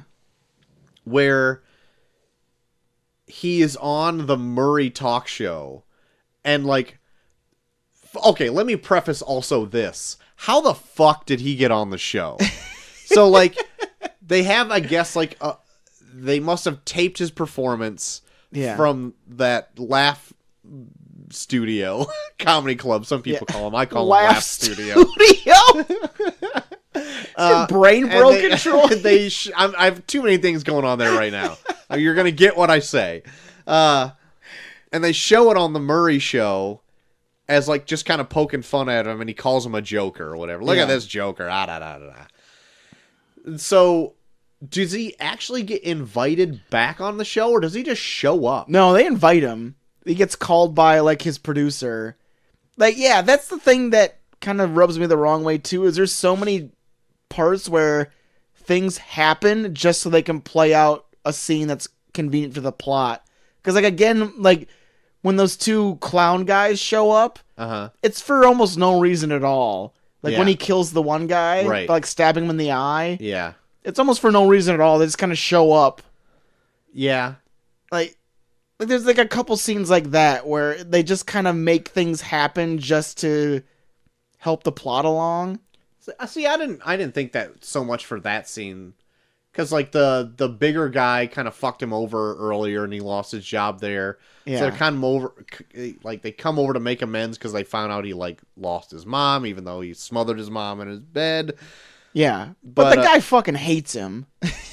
Yeah, so but it's the only two you got to know. So Yeah. they're gonna be the ones that show up. So they just kind of show up just so that he can have a scene where he kills one of them. Right, to get his just desserts, you know. Yeah. Get a little bit of revenge. Yeah. Like if I was that guy and I knew the guy fucking hated me and he was crazy, I wouldn't just go to his apartment with like the smallest guy that I know to be like, hey, let's talk to this guy. You know what was actually funny about that scene? So like when Arthur like lets him in and goes and locks the door, when the little clown was trying to like escape and he couldn't reach the lock, I'm like, okay, that's kind of funny. Yeah. Oh my god, people were like busting a gut when that was happening, and I was like, we just watched a guy get stabbed in the face. Yeah. And then like everyone's covered in blood, and then they're like, hey, can you help me out, Arthur? Yeah.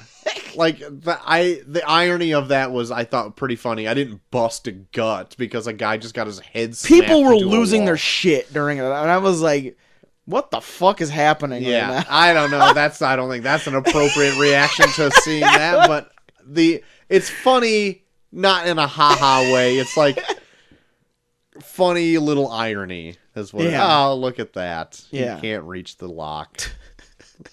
They must have planned it that way. Oh, look at that. Look at that. What was I leading up to eventually, huh? Oh, the controversy. Yeah, or you were talking about like how he got on the show. Okay, so yeah, he got on the show, which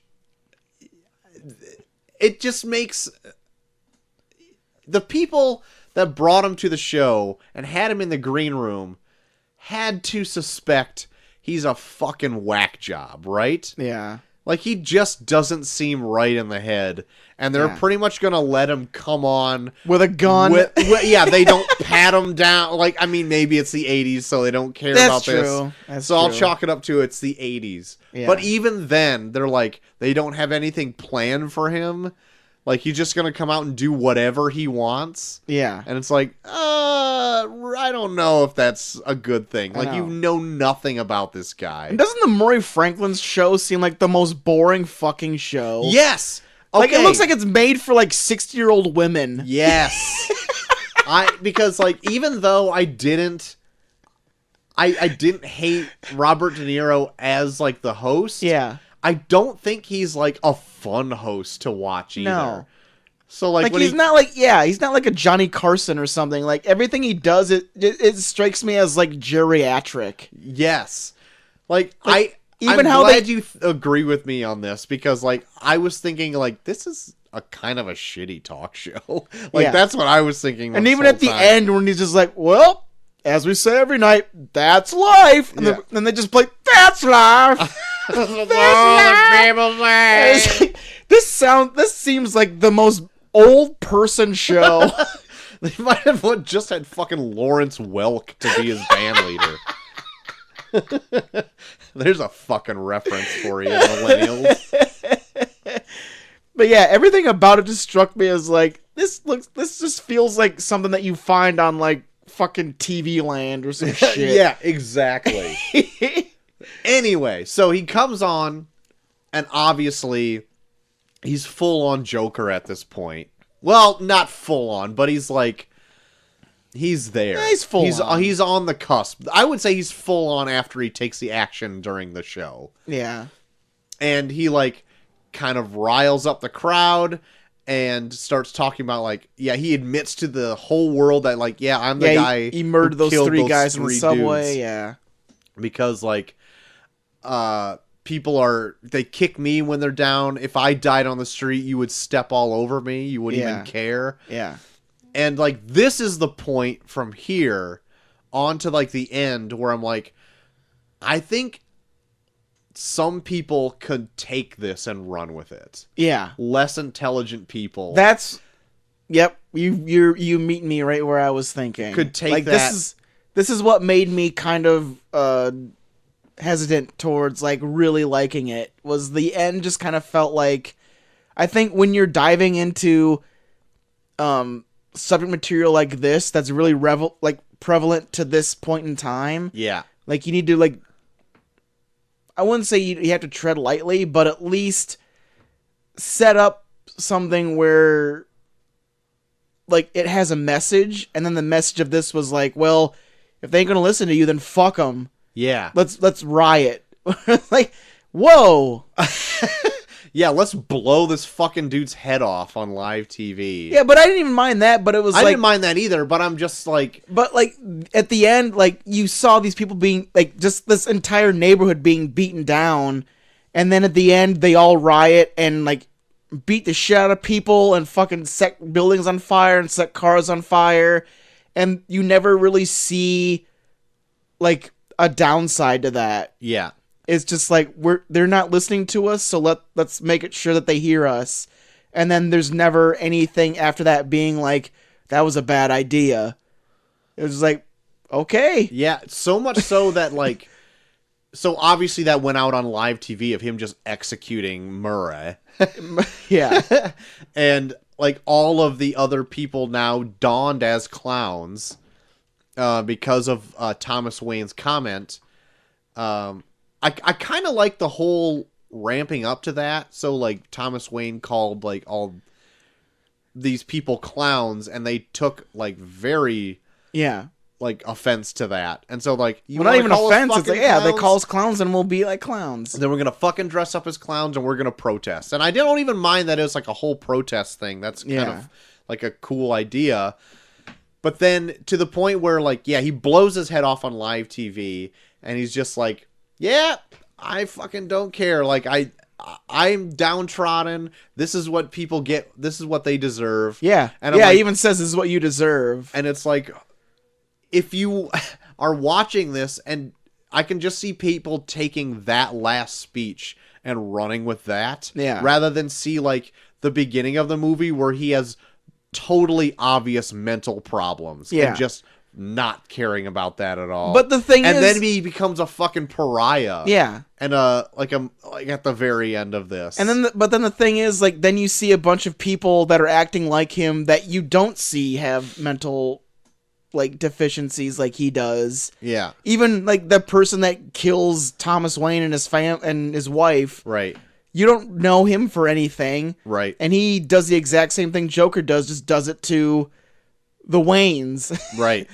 where it's like he's inspired by this. So it's like you can take his actions as, oh, this is the ramblings of like a mentally disturbed person, but the fact that he inspires a bunch of people that are downtrodden, and then they show that as, well, they got away with it, I guess. So I guess that's the only real action they have to take. Right.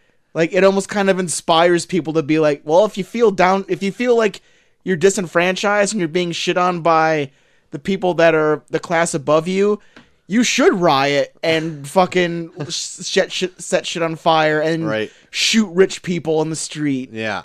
And it was like, I left being like, this feels like the end of this movie felt like an angry rant to me. Yeah, a little bit. And that was the thing that kind of made me a little uneasy about it. Yeah, same. So I was talking with Ghost Hunter Dave about this last night because he went and saw it, and he actually said that this movie feels irresponsible. And I do too. And like coming out in like this point in time, and like thinking that like people won't take that message, like they'll read the subtext. I'm like, no, they won't.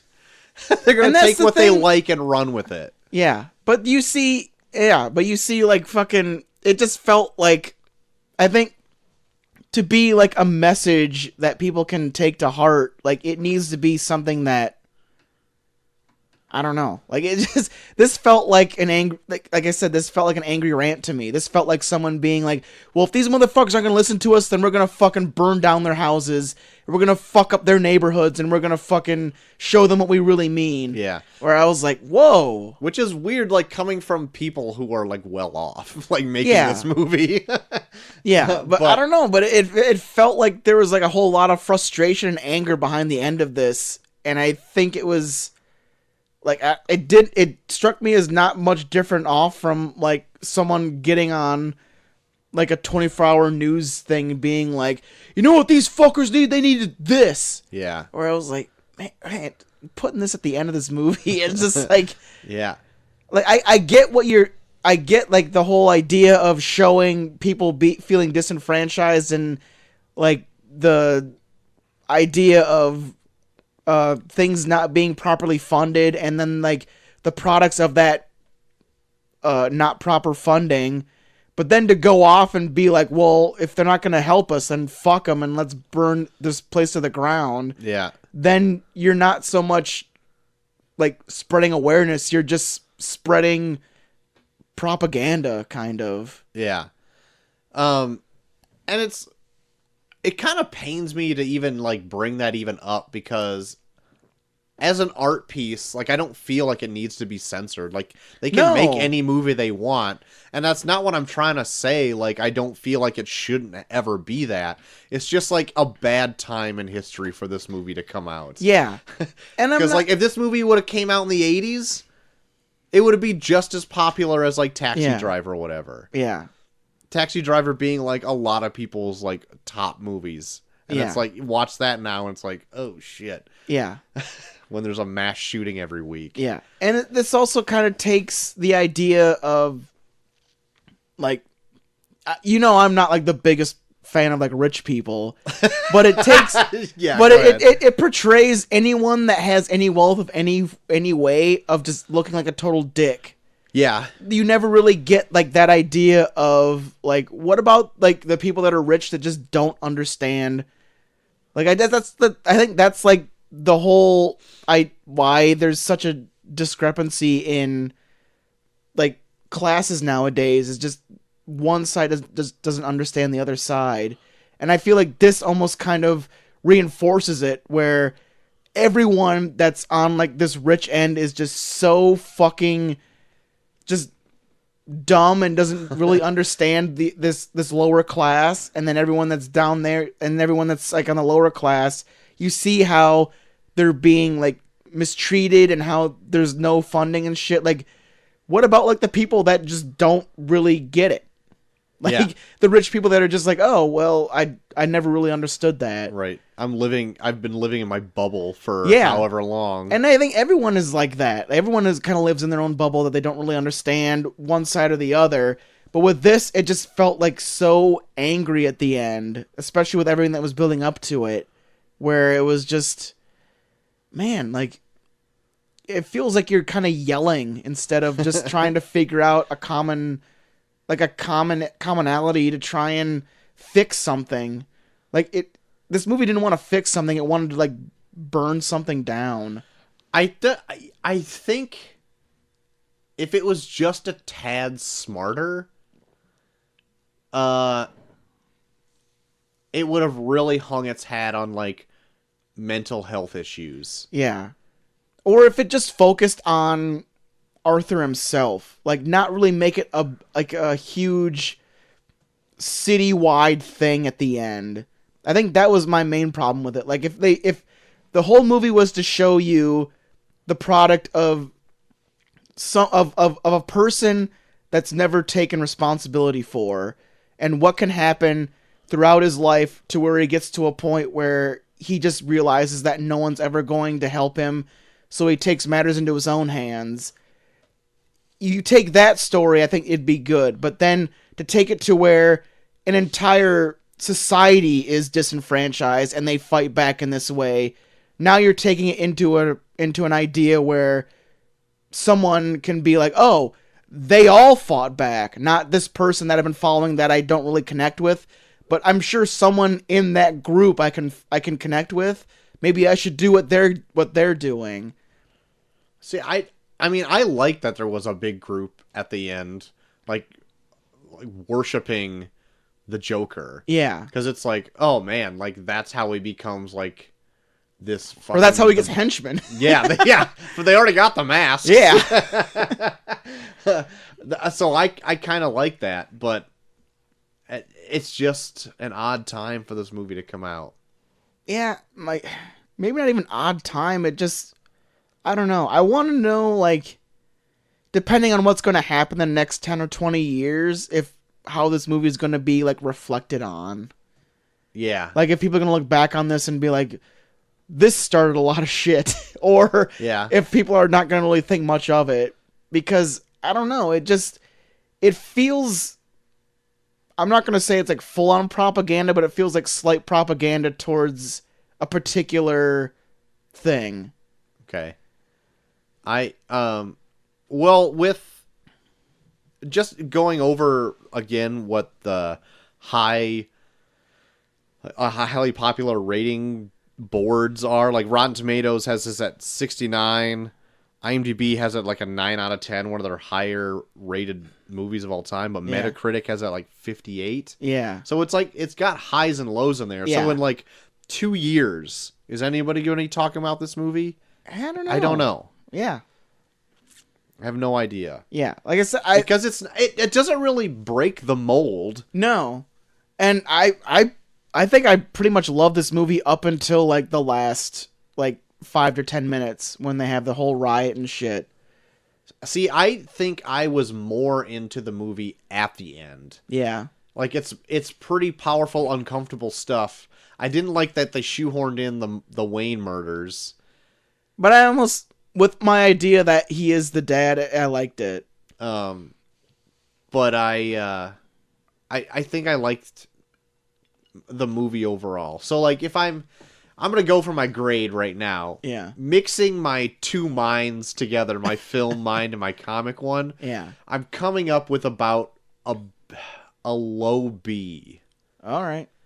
Like I actually think the movie's very well made, but as the comic fan in me wants to like argue my own brain, saying like this movie doesn't need to be called the Joker.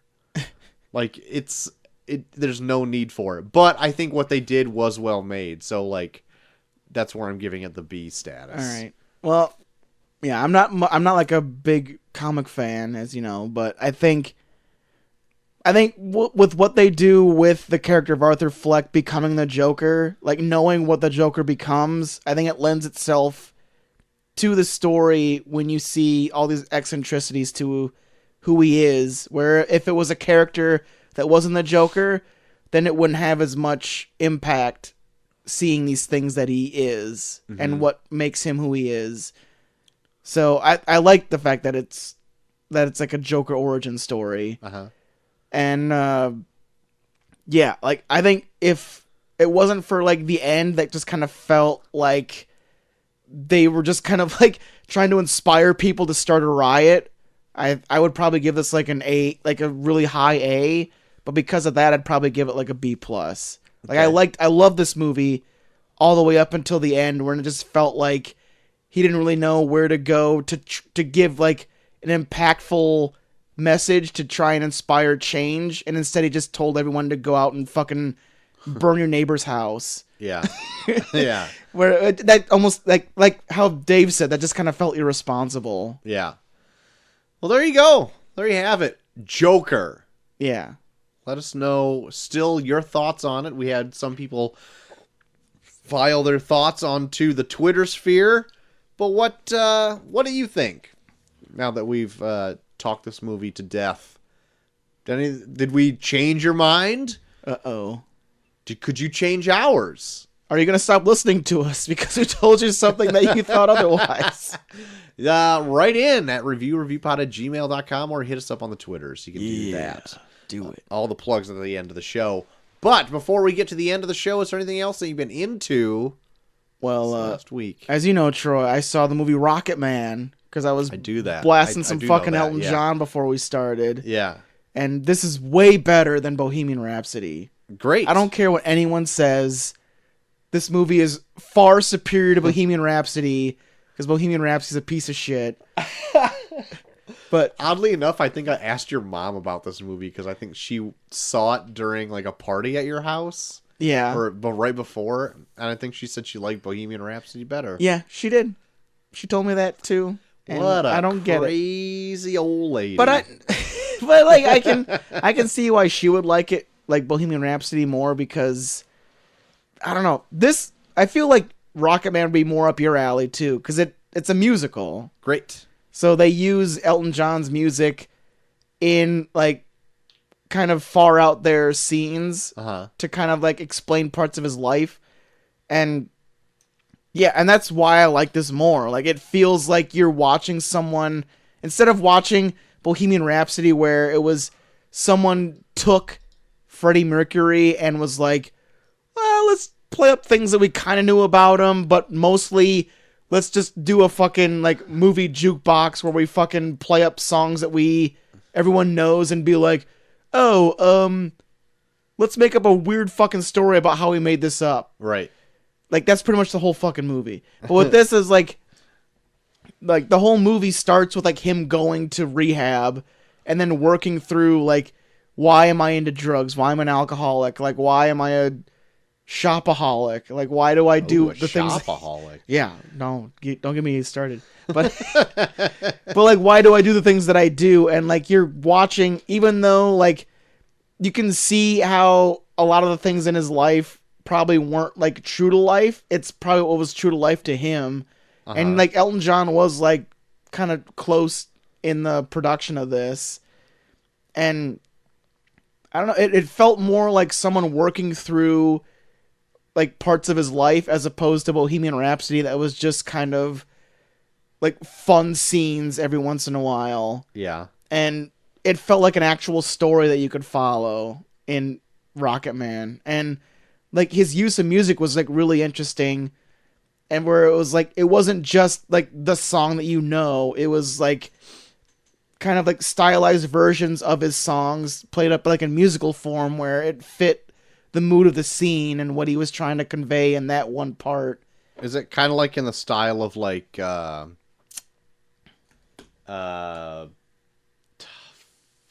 Beatles movie? Oh, Across the Across Universe? the Universe. Kind of. I feel like a lot of the music they play in this is more acoustic. Okay. But yeah, it is a lot like like across the universe where like it's everyone's singing too. It's not they're not using fucking canned Freddie Mercury voice. Okay. Like it's everyone is singing with their own voice, and like Taron Egerton does a fucking awesome Elton John. Yeah, I heard a little bit of the soundtrack, Yeah. and I'm like, damn, that's He's like almost spot on. Yeah, that's and very he looks a fuck ton like him too. Like Mhm. there's so many scenes where he's just being Elton John. Like I think I had more fun watching him being Elton John on stage than I saw fucking what's his name as Freddie Mercury on stage. Mr. Robot. Yeah, Mr. Robot. Just because Taron Egerton looks like he is having a fucking blast, and he looks just like Elton John, like doing the fucking like oh, like doing the fucking like shit. Great. And like I even brought this up on Twitter today that I'm surprised that no one brought up that there's a musical number in this where he gets body surfed by an orgy. I didn't know that was in this movie, and now it's on my #1 watch list. But no, it's a pretty fun flick. Like if nothing really big comes out the rest of the year, this might make my list. Oh my god. Because I had a lot of fun with this movie. Cool. Good So to yeah, know. check out Rocket Man. Perfect. It's a fun flick. Right on. And I caught up with some of the pilots Uh-huh. that we watched last week. I caught back. What was? Oh, it was Prodigal Son. You Uh-huh. watched. Molly was into it, so we watched the next episode of that. And yeah, it's kind of the same old shit. I didn't really like it. And then Molly's even kind of fallen out of it. Oh yeah. Like, there's one scene in the second episode where, like, there's, like, one guy that's just, like, he's, like, kind of, like, the foil for, like, the main character, where every time he shows up, like, that's the guy that, like, rolls his eyes. Uh-huh. And there's, like, a weird scene in, like, the next episode where he's like, so, what's it like to be, like, the son of a serial killer? Oh yeah, I remember. And he was that. like, it's weird. And he's like, oh. And they go, it's like, why is that a thing in this like, Yeah. there's just some weird writing that they do in this show every once in a while where I'm just like, what the fuck were you thinking? It's kind of weird. Excuse me. I was just kind of watching the second episode, like, out of my periffs. I didn't catch anything odd except for that question. I did catch that. But, like, otherwise, I don't really remember much of the second episode so much. And they do like a weird sexual thing where like the female detective was like shackling him into his bed because Oh, she yeah. drives him home when he's drunk. Yeah. And I was like, the fuck is this? So like, I don't know. I'm just not into it. And then Molly was just kind of like, yeah, this is getting kind of dumb. So I think we're out of that completely now. Okay. And I gave Bluff City Law another try because I liked that. Uh-huh. And this is like almost kind of like falling into the same category as A Million Little Things was for me before, Yeah. where there's like 5 different instances in the next episode where they do like a full out like Full House pep talk thing where like something Shaking my happens head. where like something happens and then like someone comes in the room, they're like, what's wrong? Oh, God. And then it's just like, I just don't know how to get through to her. And it's like, oh, I think you know. And they're just like, and they play like this like fucking like cheesy music in the background. Like 5 fucking times they do that with like a different character every fucking time. I was just No like, thanks. good God. Good. Get over yourself. Damn. God damn. And I watched another episode of Sunnyside, and it was okay. I wasn't like as into it as the pilot. I think the pilot was even better than the second Oh, episode. look out. So I'm unless they get better, I'm gonna fall out of that. Dropping these things like a bad I know. habit. But something that I just kind of washed out of a whim. I really liked the second episode of fuck, what's it called? I just had them. It was like in my head, and then it like left right when I said that I like this.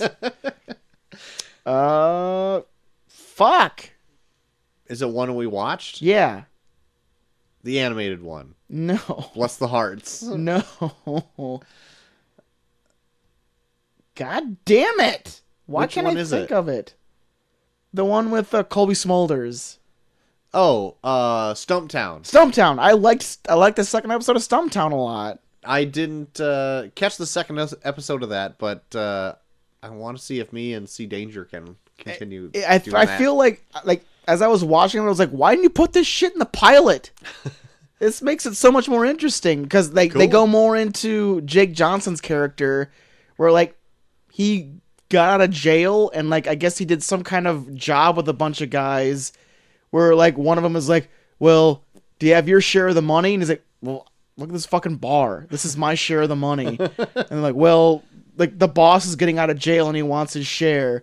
So like now they got this whole shit where like maybe some mob boss is after him now. Oh jeez. And like they go more into like him and Colby Smolder's relationship, where like you can kind of see why they're friends and not like fucking each other.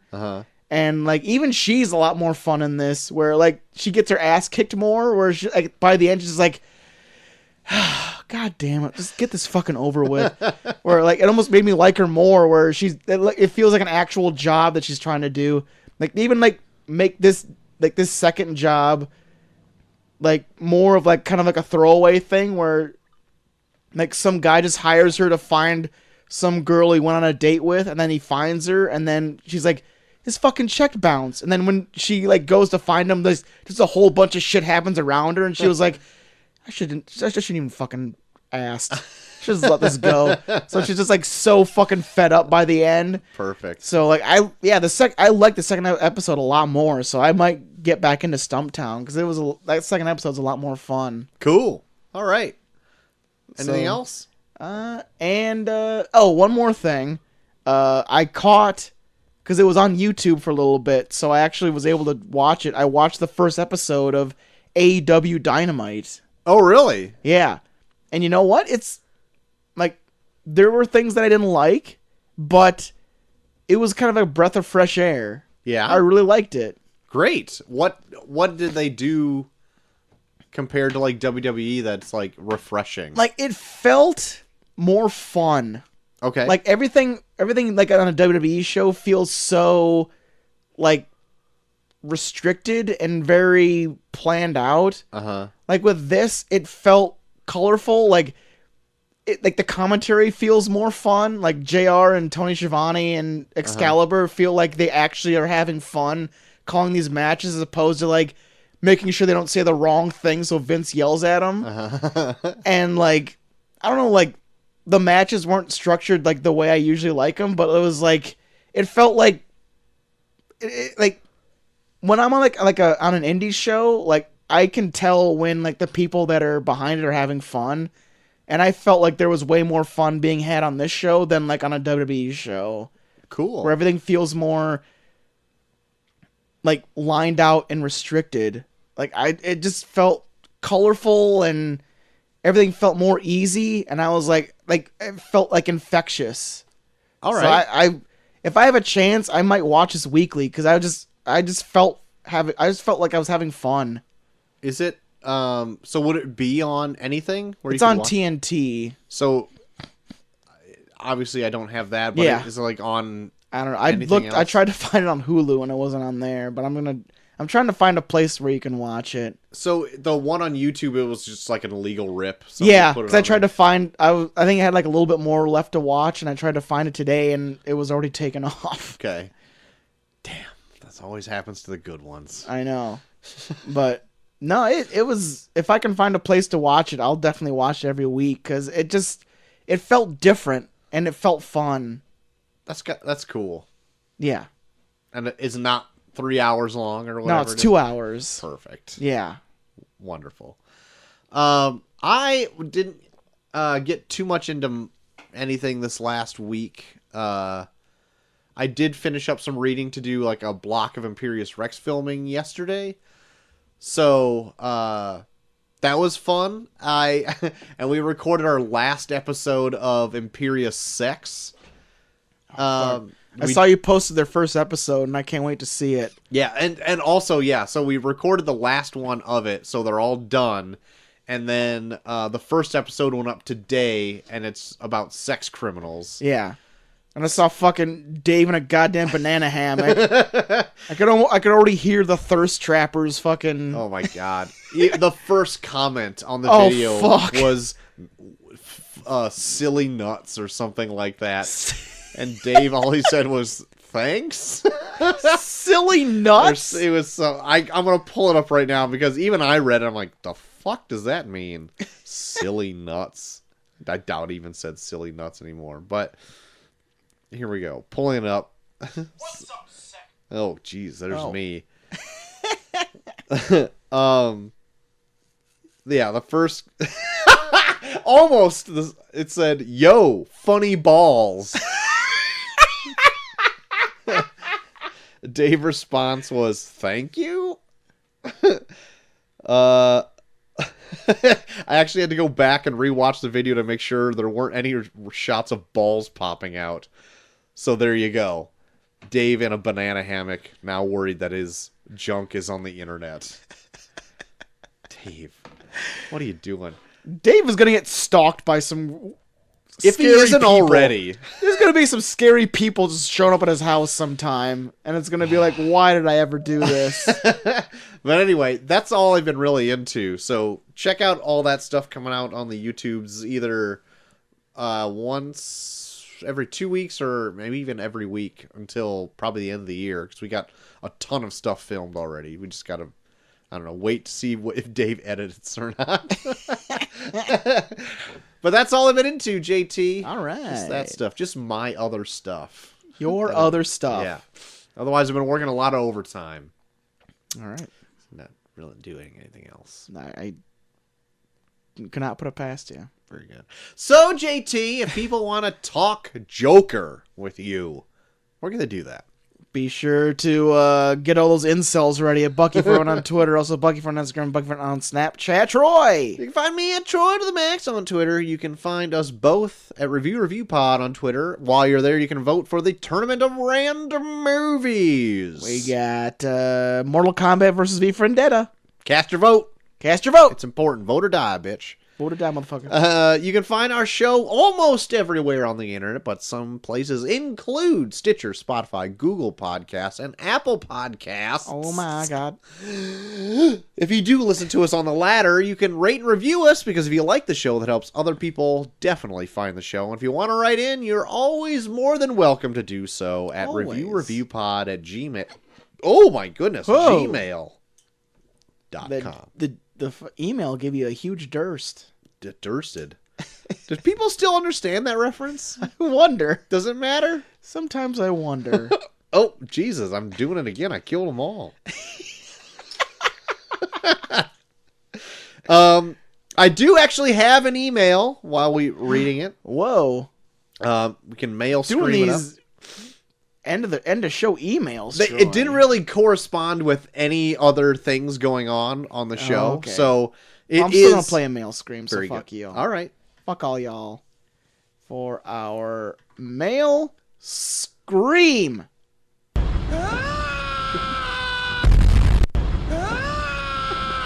Times 2. So this harkens back to personal top 5 movies. Wow, people still sending these in. My youngest brother Corey Oh. sent this in. Hey guys, wanted to give you my top 5 movies with honorable mentions. Although being born in 1993, many of these are due to growing up in an 80s heavy household. His number 5 movie is Rambo First Blood or RoboCop. Too close to call. Had to split hairs. So he's Fair putting them enough. both on there. Fair enough. Number 4, Terminator 2. Number 3, The Lord of the Rings trilogy. Okay. A bit of a well, cheat, but that's I'll fine. allow it. Also this time. not good, but anyways. Number 2, The Iron Giant. And the number 1 Yeesh. movie of all time, Crocodile Dundee. Great movie. Honorable mentions, the Back to the Future trilogy, Office Space, and Braveheart. Ooh. Yeah. Note that some of these, I agree, are not the, quote, best movies, end quote, but ones that I will continue to rewatch again and again. That's okay. That's what the It's ones what makes you you. you go back to the well, you go to what you like. It's what makes you you. That's And right. that's what we appreciate about you. So, thanks, Core. We appreciate all your movies that you send us in. Thank you for doing that. So, any listener out there is more welcome to do that as well. Yeah. Send in your top 5. Keep bringing them Keep them in. They're great. Yeah, maybe we'll cover one of these top 5s. Very well could be. There's some movies we have yet to see on these lists. Yeah. Or on this show to review. Yeah. At one point, we're going to be, are the well endless. be running dry. Yeah. So, Sooner or later, we're going to be desperate. but that's going to be the show, I think, this week, JT. That is right, Troy. So, join us Monday. Monday, we're going to be digging up an old shooting the shit. That's right. We don't even know what we're going to talk about. No, I have nothing in store. We're just going to see where it goes. We're going to see where it goes. Maybe we can wake up Sea Danger and try and get her down here. Get her down here. If we can pry her away from that wrestling. No shit. She's probably watching Ricky Steamboat versus Macho Man Randy Savage in WrestleMania 3 right now. Probably, I mean, that's the best match, in her opinion. She said it in her Really? sleep. Okay. Yeah. I get it. I mean, at first I thought she was just having a nightmare. But then I'm slowly... Macho Man hit him with the ring bell. I'm slowly putting it together that she just loves wrestling. So that's what it is. So join us for Monday for a Shooting the Shit ep. That'll be a good time. And then for next Thursday, we're going to be talking about some Breaking Bad with the release of El Camino, Yes. the Breaking Bad movie, Yep. debuting on Netflix. Yep. We're going to be talking about our retrospective on Breaking Bad and that next week. Very good. Sounds like a good time. And you don't have to Good travel time. to the theater unless Yeah. you want to. Yeah, which sounds really good for you. It does. So that'll be the show. Thank you so much for joining us once again. Oh, but yeah. until next time, I've been Troy to the Max Extreme. And I am JT3K. And we are off.